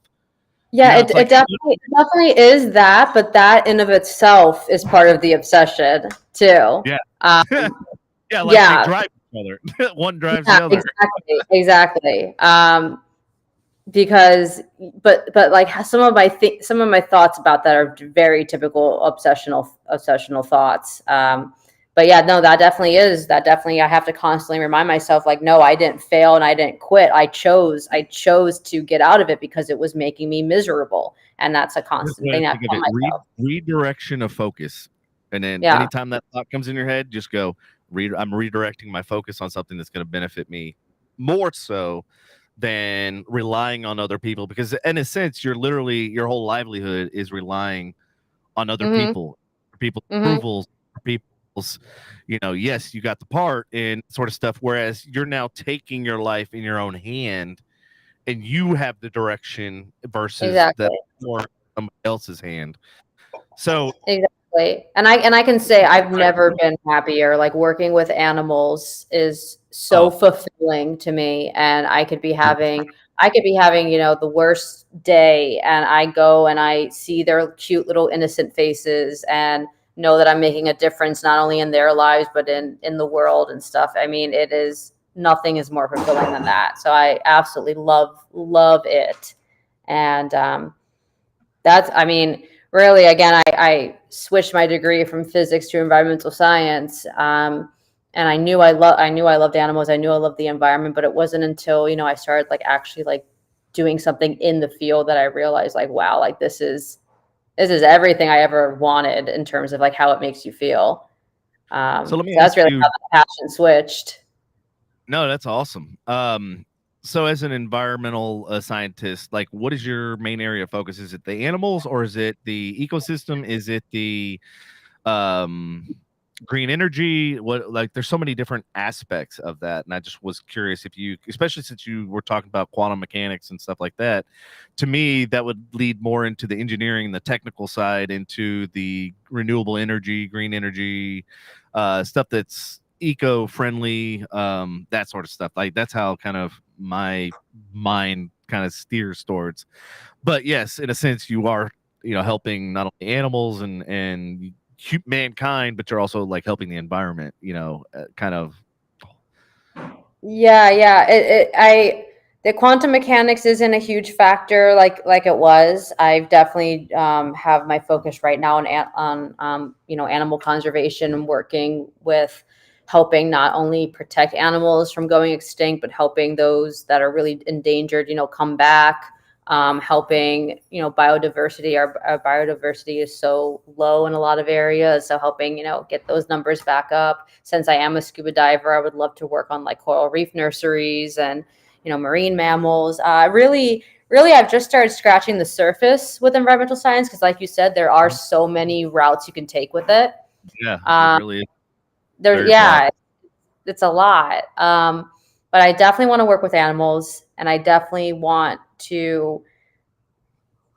I mean, animals and the environment kind of go hand in hand with me, but I definitely want to be, like out on the field, making a difference that way, like in the field, helping, whether it's, the rainforest. So you can see your labor, basically, you can see that you've actually made a difference. You can, instead of being behind the desk, pushing paper and everything else. Yeah, I made a difference today. Okay, well, how? Yeah, and like actually a great point. Go ahead. I was just gonna bring up the scuba diving thing. I was gonna bring up the scuba diving thing. Sorry, cutting out. It's fine. It's good. I'm gonna mute you just for a second. I'm gonna ask a question, then I'll unmute you so that way it doesn't cut out. As far as like scuba diving and stuff like that, have you been to the Great Barrier Reef and any other reefs that you've been to? And when did you go and what did you see? Because I'll tell you what.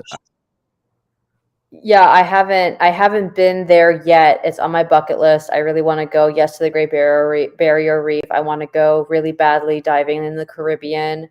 Would love to go diving like in the Mediterranean. I would love to go diving all over the world, really. I've only been in I've been in a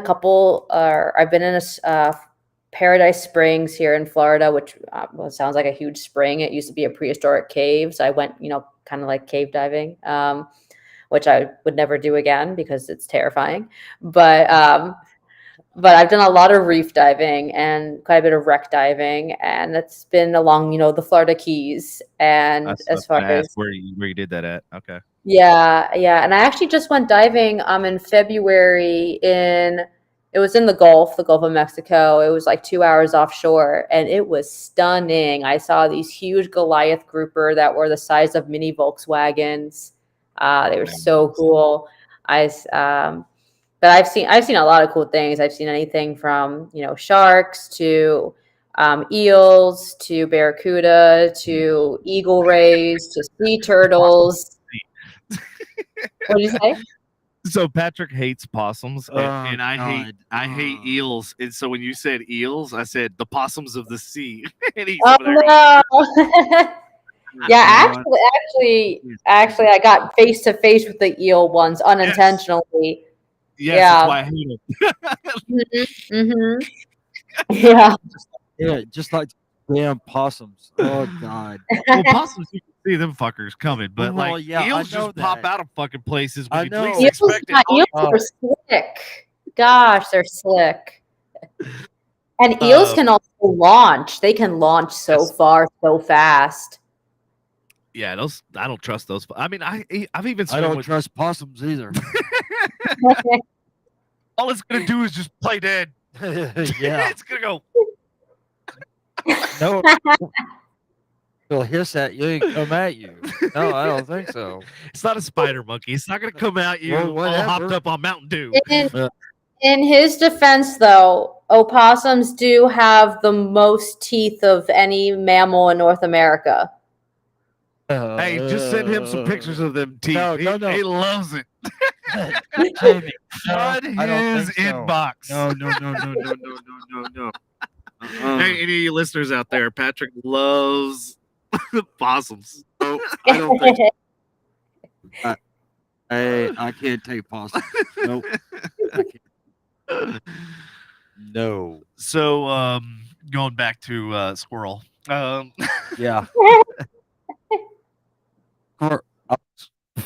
I like squirrels. I muted better. her. Calm Okay. down. You don't have to blow, I like blow the mic. I like squirrels better than possums. So, you know, I mean, Squirrels are just fluffy rats. That's all they are. well, possums are overgrown freaking sewer rats. So,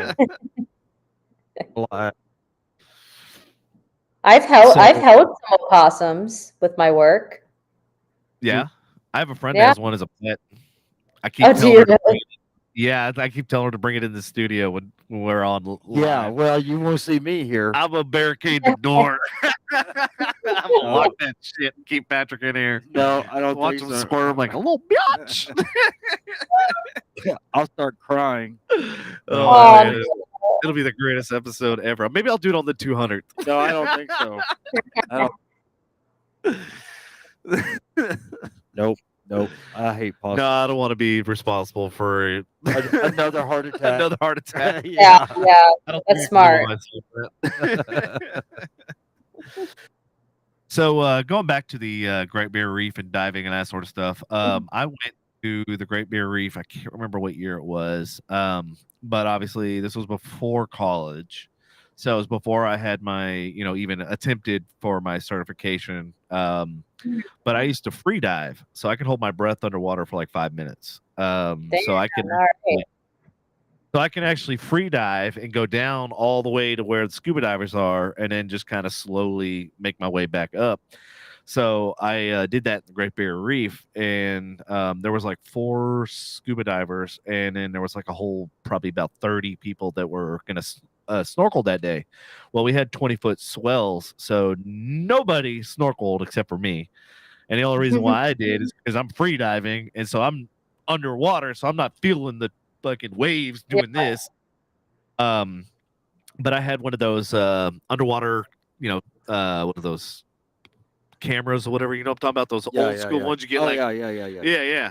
So I took that and I started like taking a bunch of pictures of the stuff that I saw, and it was crazy because like from the surface, when I'd look at something, it looked teeny tiny. Then as I got closer to it, I was like, holy shit, like this clam is the size of my car. Yeah, wow. And I mean, these clams that I saw, like this blue and black checker pattern looking, like it was the most beautiful thing ever. Wow. And then this gigantic reef, coral reef, I forget what kind it was, but it was like fanned out, and I was like, man, that looks really cool. So I dove down to like get a better, perspective of it, and then like try to take a picture. Well, as I swam closer and closer and closer, this thing was like literally the size of a semi. And as I got close to it, I noticed there's 2 sharks underneath it, just chilling. And I was like, oh shit, they see me, I see them. And I'm like, oh fuck. I got no spear gun, I got nothing but a camera. So I'm like, back, I'm snapping because I'm like, hey, if I die, I'm gonna get the fucking teeth. That's the spirit. I was literally blown away, like how gigantic everything really was once you actually swam down, got close to it. I was like, holy shit. But yeah, there's some big things. So the sad thing is what I've heard. So when I went, Great Barrier Reef was the largest, natural reef or whatever in the world. From what I heard, now it's like second or third. Like it's depleting that bad. It's bad. Yeah. Yeah, and I'm just like going, man, I'm really glad I went when I did, because I saw it before. Obviously, it got all destroyed and everything else. And it sucks. It's sad, like. Because I've been wanting to go to like Belize. I think it's like number 2 as far as diving. Cozumel, I think, is like it's number 1. Yeah, I think Cozumel is number 1. One of them is number one. Because I I can't remember. went- One of them's number 3. Yeah, because I went in my early 20s in Cozumel. Oh, did you? Yeah. I also free That was the dove. only time. I free dove. Actually, you know what's funny? They made us wear life jackets, and I free dove with a fucking life jacket. Oh my gosh. Yeah, I wouldn't have been I able was to like, do damn, that talk shit. about like having some endurance. Right. Yes. Motherfucker. Yeah, I wouldn't have been able to do that. Yeah, it I don't think was. so. It was all the years. Like I grew up with a pool, so like I grew up. We'd always have competitions to see who could go to the one end of the pool back. You know, holding your breath. Then it was one end back, and then back again, and then it was see how many times you could do it underwater.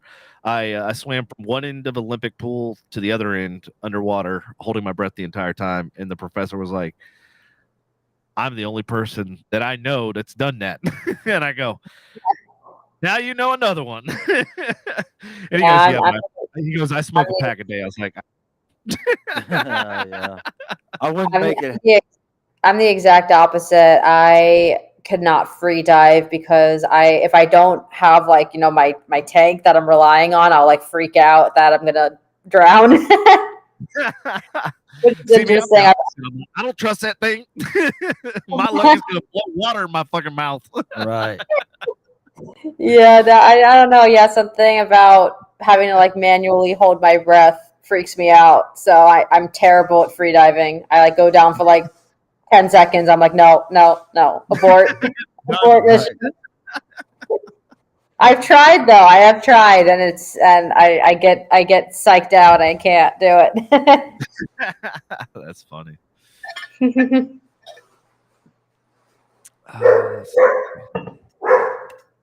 Sorry, No, it's okay.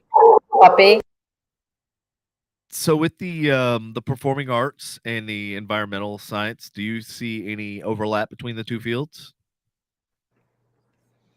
No. So I'm still performing. I'm just performing on my own terms now. I'm part of some entertainment companies, and we do, like weddings or parties or corporate events, whatnot.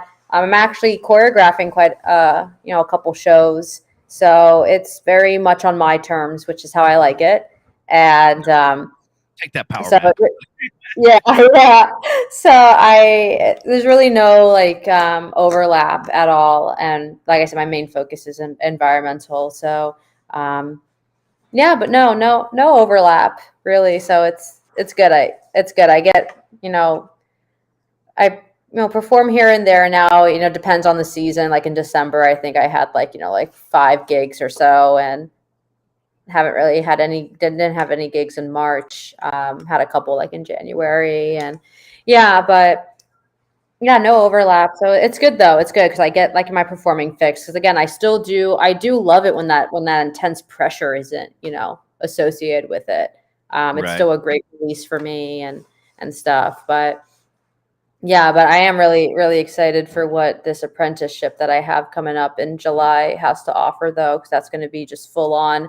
I'm going to be on a 200. Want to elaborate? Yeah. So I had to apply, and then I had to interview, and then I had to officially get invited. But I did get invited to this apprenticeship. I think they only like accept like 8 people, so I'm really, really happy. And it's good.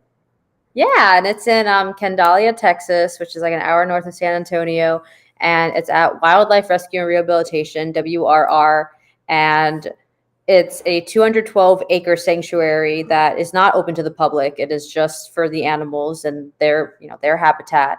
And I'm getting trained in 3 aspects. I'm getting trained. The first one is in the sanctuary there because they have about 600 resident animals that are either there because number 1, they're invasive species. Number 2, people had them as pets and surrendered them.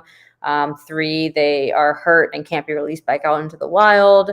Or 4, they were neglected, abused, abandoned, etc. So I'm going to be working on the sanctuary and working with anything from different kinds of monkeys to, I think they have some tigers, which is really screwed up because people, for whatever reason, had a tiger as a pet, and not only did they declaw it, but they also defanged it. And I'm just like, how?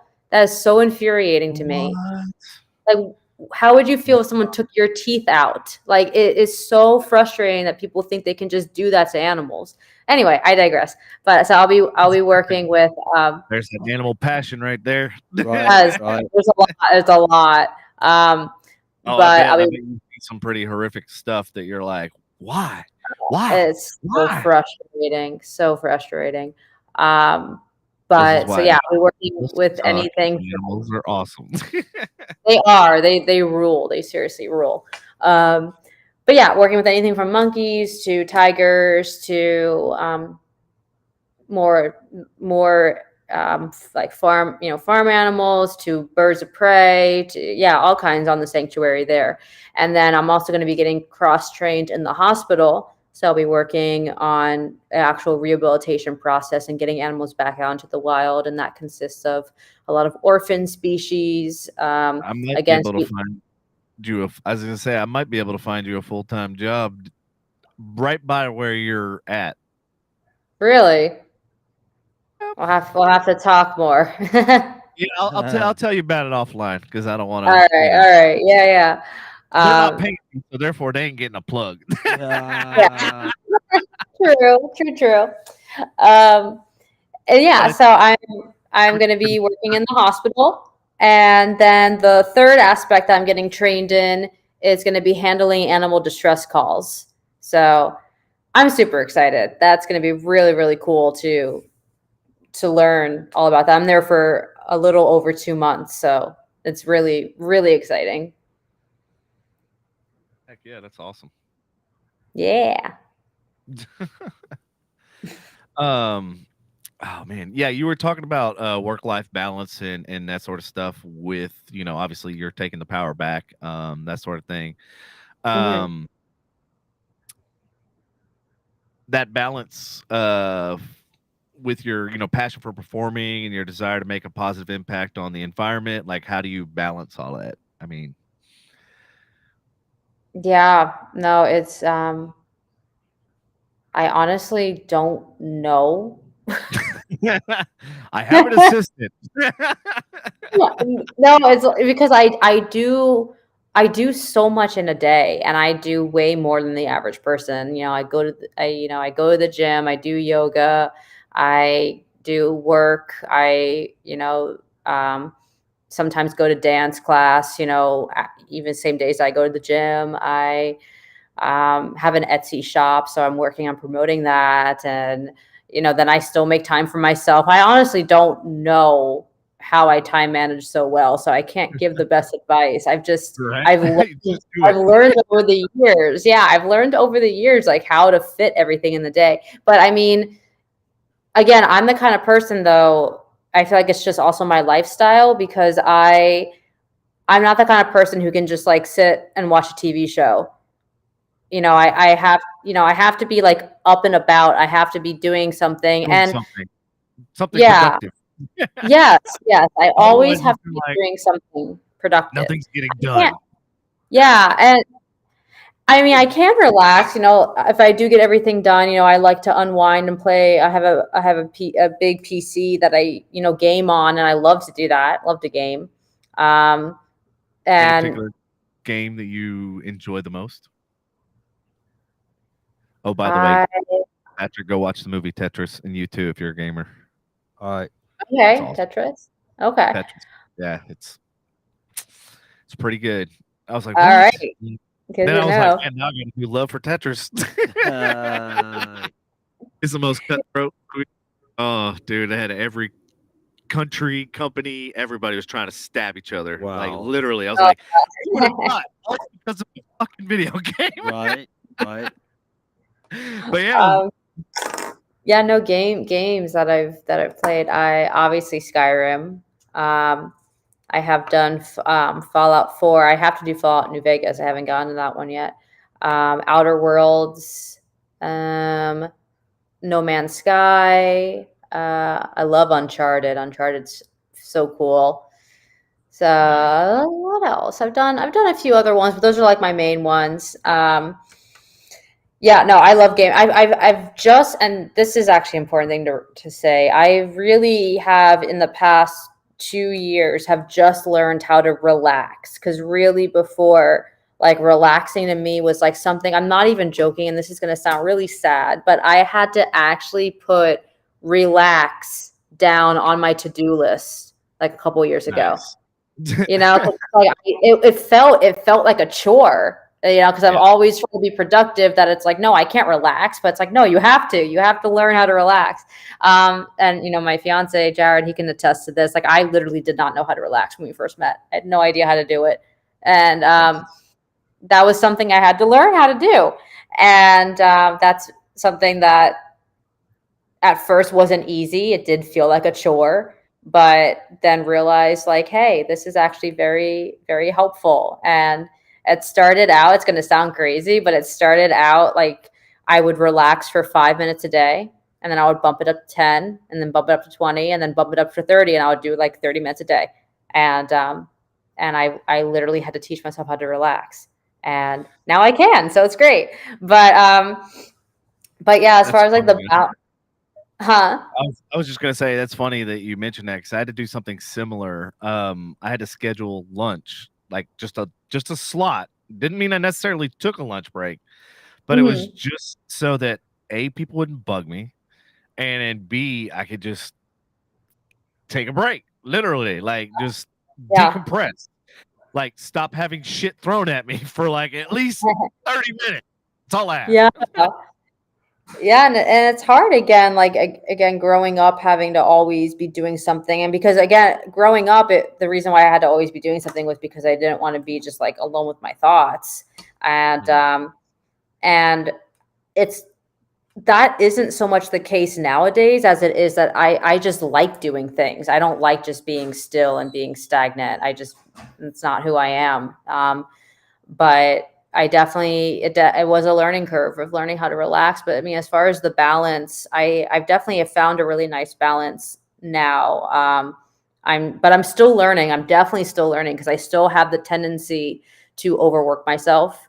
You know, if I go to the gym and dance in the same day, then it's like I can't do anything else. Like, that's my body that's enough. You know, and sometimes I don't realize that, and then I will get, and not nearly as often as before, but I will get very overworked and have to take like a couple of days to like rest and stuff.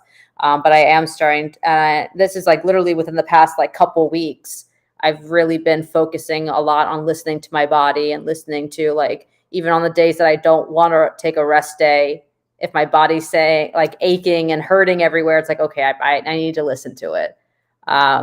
So that's something I'm actively learning how to do, actively learning how to, you know, manage my body, manage my time, and manage being okay with, like, let's say I had the gym planned out for tomorrow, but I wake up tomorrow and I'm super sore and I hurt and stuff, being okay with switching up the plan. And that's still something that, you know, I'm working on. So it's all a learning curve. Yeah, I think that's the hardest thing, is like when you plan something and then like shit hits the fan, and like that's with me. Like, it seems like every time I try to plan something, like something gets in the way, and it's just like, you know, it's so frustrating and infuriating. It's like, it's to the point where literally I'm gonna have to put it on my calendar just so that like it gets done, like, because otherwise, like, I will be busy doing something else, or something else is more important or a higher priority or whatever, and I'm just like, fuck, maybe next week. Well, you can start. Hold on. You can start working on your calendar at night, and I'll give you a few things that needs to be done. Actually, I want to get I want to get Ashley to help me, like, get stuff actually on my calendar, because the problem is I have like 15 calendars. So you're screwed. Yeah, and here's the problem. So, you know, obviously I have like 6 email accounts, right? Because all the different companies, the website, and everything else that I'm a part of or own or, you know, working with. And it's like, okay, somebody will need me for something, but then they'll put it on that email. Well, that doesn't sync up to the other calendars. So literally, like, I go into my Apple and it shows like all the calendars, and it's like going, why can't they just all be in one fucking place? Why can't something on the calendar, it goes to all of them. Well, put them all in one place. No, what I have to do is I have to put all emails in the attendees in order for it to go to all my other. I'm like, this is AI. Go invent that shit because like it needs to be done. Again. Oh, hold on. Go ahead. Again, Jamie, we're going to talk about AI after this. I got to tell you. I really seriously got to tell you. And remind me to tell you about the wildlife sanctuary stuff also that's out by you. Because there's somebody that's in this household that's near and dear to that. Oh, yeah. Unfortunately, she's not listening tonight, but she's going to watch it tomorrow. So, yeah. You mentioned we were talking about like, what? Okay. You were mentioning like, your passions and that sort of stuff and like your stuff outside of work and, your yoga and your working out and all that sort of stuff.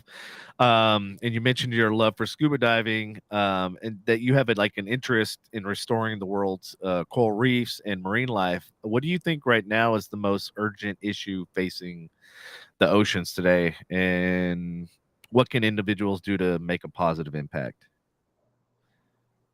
100% the most, one of the most is the microplastics that are in the ocean, which comes from really just litter and trash and pollution. You have these things that, may degrade for the most part, and they may degrade like 99%, but it just really how it degrades is it breaks down and it breaks down and breaks down and eventually gets to a point where it can't break down anymore. So you have these you can't see with a naked eye, which is why it's called a microplastic. You have these, have you ever heard of what are they called? It's like 5 main ones in the Atlantic Ocean, and they're like trash gyres. You heard of those in the ocean? The ones that collect the trash? Yeah. Yeah. And in fact, there was a study a few years ago that says the average human consumes a full credit card per year of microplastics. Yeah. No, it's bad. It's pretty bad. Because it's also in obviously the things we eat. Yeah, absolutely. If it's in the water, obviously the cows, whatever, drink the water, horses, whatever, pigs. Yeah. And then also obviously in the fish and the crustaceans and stuff like that, it's in their water. So, they're consuming it. So then when they consume it, guess what? We consume it. Oh, wonderful.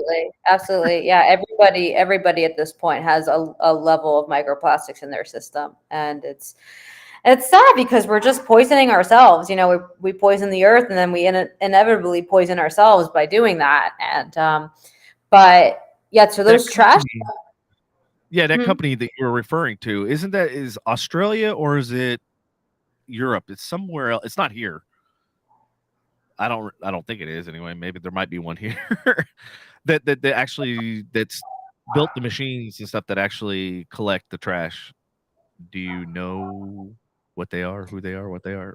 Yeah. There's actually a Navy ship that did that. They built this really incredible machine where, it's on the ship and, it goes through the water and is able to take the microplastics, again, these tiny little things, and is able to convert it into diesel fuel, actually. And it was incredible. Yeah.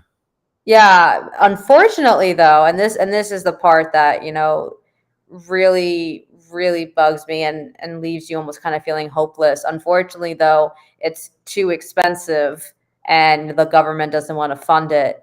Meanwhile, again, you're going to spend however much billions of dollars in spacecraft and people spend, I think, what is it, like $5 million to go up and see the moon and then come right back. Like things like that, where it's like, we need to fix our own planet first before we start venturing out. And what it is, right? There's a reason why all the billionaires own space and rocket companies. They already know that we fucked this planet up so bad. They're already trying to escape route. That's why were reigniting literally the space program and everything else because they realized like that we're at the point of no return. Like we fucked it up so bad. Like there's literally because nobody's going to ever come to agreement to your point, and this exactly goes to money. Nobody's going to because it's going to cost too much. Well, what about the cost of quality of living and life? There is no that. To me, that should be a priority. You know, fuck how much it costs. Like we'll figure out a way to make it work. Fucking use 100%. solar, use whatever. You know what I mean? It's like the costs go to Elon is a perfect example of this. He realized if you want to get the cost to come down on EVs and stuff like that, you got to streamline first of all, and you have to mass produce it. You have to be able to replicate it. You build a one-off, yes, it's going to cost millions of dollars, but you build a million of those one-offs, now all of a sudden the cost of that whatever prototype is now spread across, you know, a million different vehicles or whatever. Now the price goes down because you're buying in quantities. Same thing going to Sam's Club, Costco, whatever. You buy in bulk, the price goes down. You know, standard economics. Absolutely. Yeah. But No, the nature of doing that, it's a one-off. So of course it's going to be exponentially, you know, expensive. But if you had other companies like, you know, SpaceX, or you had, you know, all these other big, you know, billionaire companies that had these resources and have the tooling and have the ability to do it, and you mandate some kind of law or something that, hey, like this needs to be done, like this needs to be a priority, and then boom, problem solved. Problem is politics. Yeah. Always Really. fucking way. They always got an agenda, always got a line in pockets, and if it don't make money, if it don't make dollars, it don't make sense. That's literally their motto. It leaves, you know, people like me, you know, very almost like hopeless. But there are, you know, there are several things that you can do. You know, one huge thing that people don't realize is even just switching to like reusable bottles and not using, you know, plastic water bottles. You know, that saves. Yes. That saves so much. Yes. Yeah, metal straws. I got my metal straw too. That saves so much. I use reusable bags. I don't use plastic bags at the grocery store. And even that, I think the average, if, you know, a person uses a reusable bag, it saves an average of 350,000 plastic bags for that person's lifetime. So it's like, that's insane. So when I went to Germany and Amsterdam recently, they charge you for every bag that you, even if it's a cheap ass plastic bag, they charge you for it, which I thought was brilliant. So when I came back to the United States, first thing I did is I bought these collapsible. They look like little shopping baskets, but they're collapsible. Take up like literally no space, and then you just pull the handle, and then they come into, you know, and they're hard plastic or whatever. And so I got like 4 of them, and I'm like, dude, this makes shopping, like grocery shopping, so much fucking easier. I'm not, and I can literally carry the thing out of the car and not have to worry about shit getting, you know, and stuff flying across the car when you make a turn, and like all of a sudden you're like, fine, where the hell everything went. I mean, it makes life so much easier. And it's funny because I work for a caster company, and I keep pleading with them. I'm like, can we please build a shopping cart that is collapsible, just like a gurney, so that we don't have to have all these damn shopping carts out here in the world and that end up in some homeless person's. And, you know, that's a huge cost, and that's huge waste and everything else. And I'm like, dude, I would just fucking wheel it right in the car, wheel it right by the refrigerator, and then collapse that bitch like an ironing board, and boom, it's out of the way. I'm like, that's a good idea. That is a very good idea. We're a fucking caster company. Well, thank you. I appreciate it. My boss goes, you know, we'd literally be in competition with everybody that buys our wheels. I was like, we'll sell them the wheels. Yeah, sell them the wheels. I'd buy that. Dude, I'm gonna build it. Yeah. I mean, seriously, that's pretty. I like it. Yeah, because I saw like ambulances, you know, and how they have like the gurney and how it collapses when they push it, you know, towards the bed of the ambulance. And I'm like, why can't we have the same concept? We just push it in all the shit. That way I'm only unloading it once, not loading it on here, loading it there, then unloading it at home. And I'm like, yeah, like this saves so many steps.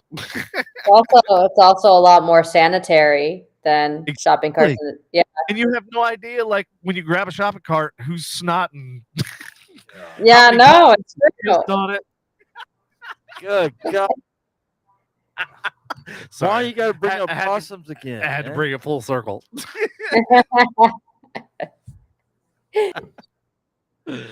Shit. But yeah, like especially like with the whole COVID and everything that happened and everybody being germaphobes and everything else, I was like, man, this is a perfect opportunity to launch this shit. Yeah, no, I think that's a great idea. I really do. All right, I'm gonna have to talk to my people in Italy. Yeah. They'll design a Ferrari version of it. Yeah, it'll look really nice, but it'll break in 5 minutes. Yeah, it will. Welcome to the Italians. Yeah. Yeah, right. It looks good, but yeah, it ain't made very well. Right. Oh, let's see. So, like the impact you were talking about, like the microplastics and stuff like that. What do you think is a solution to solve that problem? I mean, other than the whole Navy thing, because obviously, I mean, again, I think in terms of the microplastics that are already in the ocean, it's unfortunately, going to be up to, our higher ups to help take care of those. But really, again, the most important thing is preventing it. So going forward, like reducing our plastic use, reduce, never ever don't litter. Just don't be an asshole. Don't litter. don't be that animal. Don't be that person, because it's going to get in the water, whether it's by wind or it ends up a lot of times right in the water, and that's just, it's awful. And buying, I also I go out of my way to buy products that are made with recyclable content. I think that's the right word. Content? I think it is. Materials. Yeah. Things that are, reused, and that helps too. And making sure, there are still brands of things that are plastic containers that aren't recyclable. There are still some yogurt brands where the yogurt cups aren't recyclable. And I'm like, why? That's so base. That's easy nowadays. So, don't buy those brands that, aren't recyclable. And again, just reducing your plastic use. I don't use plastic toothbrushes anymore. I have a bamboo toothbrush. That's a simple way to do it. Like I said, the reusable cups, reusable bags. There's a lot of single-use plastics that we as Americans tend to use a lot of. Whereas again, when I went to Europe, same thing. They don't really have a lot of those single-use plastics. So really just do your research. There are a lot of simple ways that you can help.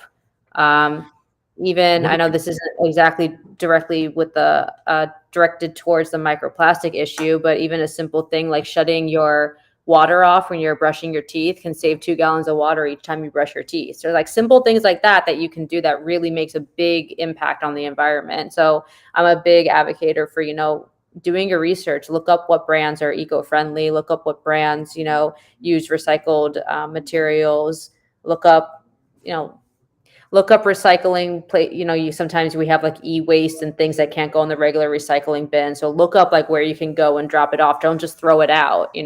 A lot of those like old clothes and stuff can be recycled. You don't just have to throw it out. So again, simple things like that we can all do that may not seem like a lot, but if 1 million people do it, it adds up really fast. No, you're absolutely right. And like, change starts with us. If we want to, you want to see the change in the environment and change in things like that, well, it starts with each individual person, doing their part or to, kind of curtail. One of the other things too that I saw in Europe was like, how like condiments and stuff, and like how everybody's got like a stash of condiments and Taco Bell sauce, perfect example. Yeah, you got a whole dude. You got a whole damn jar of it. I did. I emptied it out. Oh wow. Yeah, I did. Hi, Khalid.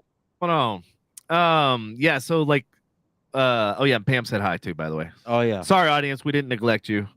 We just been like big debates that really, conversations that are really like kind of deep and impactful. So it's like kind of hard to break away from. But yeah, like everybody can do their part. Europe was really interesting because they charge you for each one of those condiments, which makes people not try to collect them all and not try to take 50 home and everything else, which also ends up, in landfills and everything else. So that was one of the interesting things. Another thing that I saw back in 97 when I was in New Zealand, they actually have switches where the plugs are. So not only do you have, plug something in, but they actually have an on-off switch. Yeah, which I thought was brilliant. And this was in 97 because what people don't realize, when something's plugged into an outlet, there's still power going to it. Like just because it's not on physically, there's still power circulating through the circuit board and everything else. Just because it's not on doesn't mean it's not, drawing power. So it was really interesting. All the, the outlets and stuff actually have physical switches, so you could literally kill the power so nothing is going out, which that was in 97 and this shit still don't exist here. Of course it does. Yep. Yeah. But yeah, they had a lot of technology back in 97 in New Zealand that I was just like floored, which I'm like, why? They were probably way ahead of us. They still are. Well, even in 97 times they're still ahead of us. I'm saying back in 97, of course they were way ahead of us, and I know that they're way ahead of us now. I bet. Like, I'd love to go back and see how much things have changed and stuff like that. Yeah. But yeah, I mean, they're very, environmentally. So is like Costa Rica. I heard they're really, really big in the environment and stuff like that. There's a lot of things you can and can't do and stuff that you can probably do in other, places, but there they, kind of really, outlaw and make things so that keep basically conservation. Yeah. Keep things beautiful. 100%. Yeah, I think one problem with America is that we're so materialistic, and it's all about more. Whereas, what I've noticed when I have traveled, overseas, is that it's not like that. It's more simplistic, and it was interesting because we went. My fiance and I went to Scotland, and we for his birthday, and we did a what's it called, like a Scotch, tasting, like experience there too, and at a place called Talisker Distillery. And they were talking about how how they have to like let it like sit like in these barrels for however long. Age it. They were saying that they get most of their barrels from America because America only uses those barrels one time and then gets rid of them. So they will take the barrels from us and reuse those barrels until those barrels can't be used anymore. And it's just like, why? Like, why do we use it once and then go cut down more trees to make another barrel? Like, it doesn't make it. I don't get it. Unfortunately, it's all about the dollars. I can tell you exactly why, because it's cheaper to just go get a new one than try to clean the old one and reuse it. But to your point, once I have to agree with you.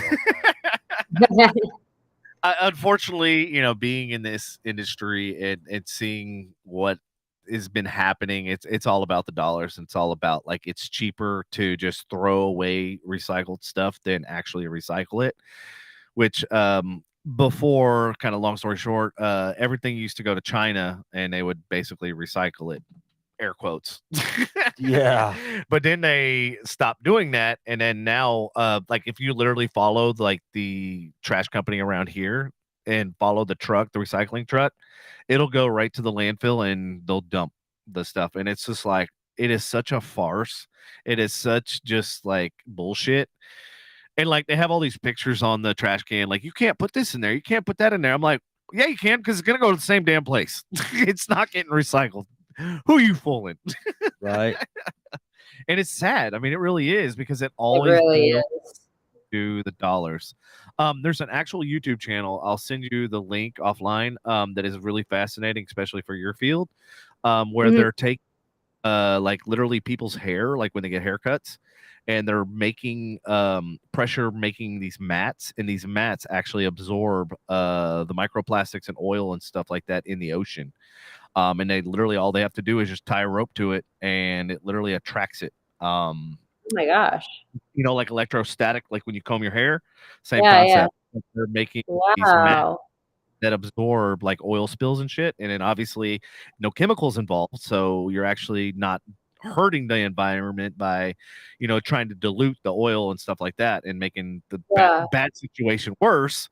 But yeah, Huh. it's really fascinating. Like they literally do stuff with like PVC pipes that are broken and stuff like that, and they'll like melt them down. And I mean, it's literally I just went down the rabbit hole one day, and I was just like, holy shit! Like this is fascinating. Like they're literally taking trash that we throw out as Americans and reusing it, repurposing it, and selling it for like oftentimes 10 times more than what the original product cost, which I thought Yeah. was that's how you get shit done is you can Yeah. make more profit off of it than what it originally started as.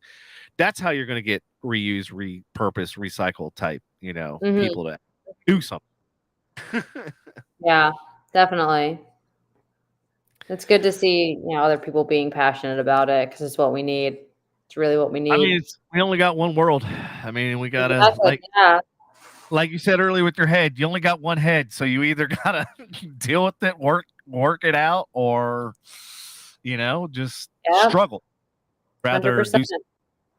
if one person does something and another person does something, starts the snowball effect, then pretty soon before we know it, we're getting somewhere. Exactly. Yeah. Yeah. Well, luckily, I think it's like my generation that really is taking a huge step towards environmental science and activism and stuff, which is very encouraging to see. So, yeah, it's a long journey ahead, but baby steps, baby steps. Definitely. Yep, definitely. All right, well, I think we're gonna wrap up the show. Do you have any advice or any words of encouragement for listeners and audience and people in the future? No pressure. We're waiting, Jamie. Joe, I just Not to put you on the I would spot. I would Yeah. say, yeah, wow. Hmm. Words of encouragement, advice, things you would like to see people do. Your Ah, Etsy site. my gosh. I wasn't ready for this. I wasn't ready. I guess, I can't say that because I was just gonna say just like okay, let's break it down. Advice in terms of like mental health or advice with like an environment or like what kind of advice? Because I have different You advices. choose. You choose Uh, whatever comes to your mind. okay. Well, in terms of mental health, my advice again would be to keep going, don't give up on yourself, and to do what makes you happy, and just always have faith. Always have. I know it sounds cliche, but always have faith and know that there are millions of other people like you that that deal with crazy thoughts and whatnot. So you're definitely not alone, and just to remember that and to hold on to that hope because there's always hope. I think Stephen Hawking is the one who said, "When there's life, there's hope." So as long as you're alive, there's hope. I There you love that go. I quote. love it. See, you could do it. Yeah. I knew you Yeah, could do it. yeah. That was a great. That was good.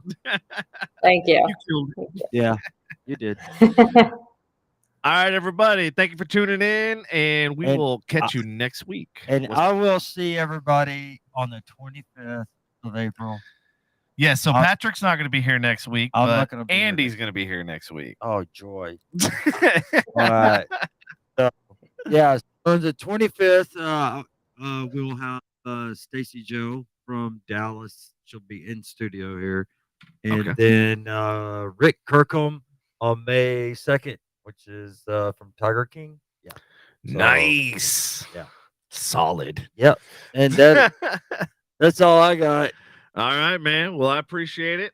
And everybody have a wonderful night. And we will catch you next week, or at least I will. I don't know about the rest. All right. Thanks, Jamie. Appreciate it. Thanks again, Jamie. It was a pleasure.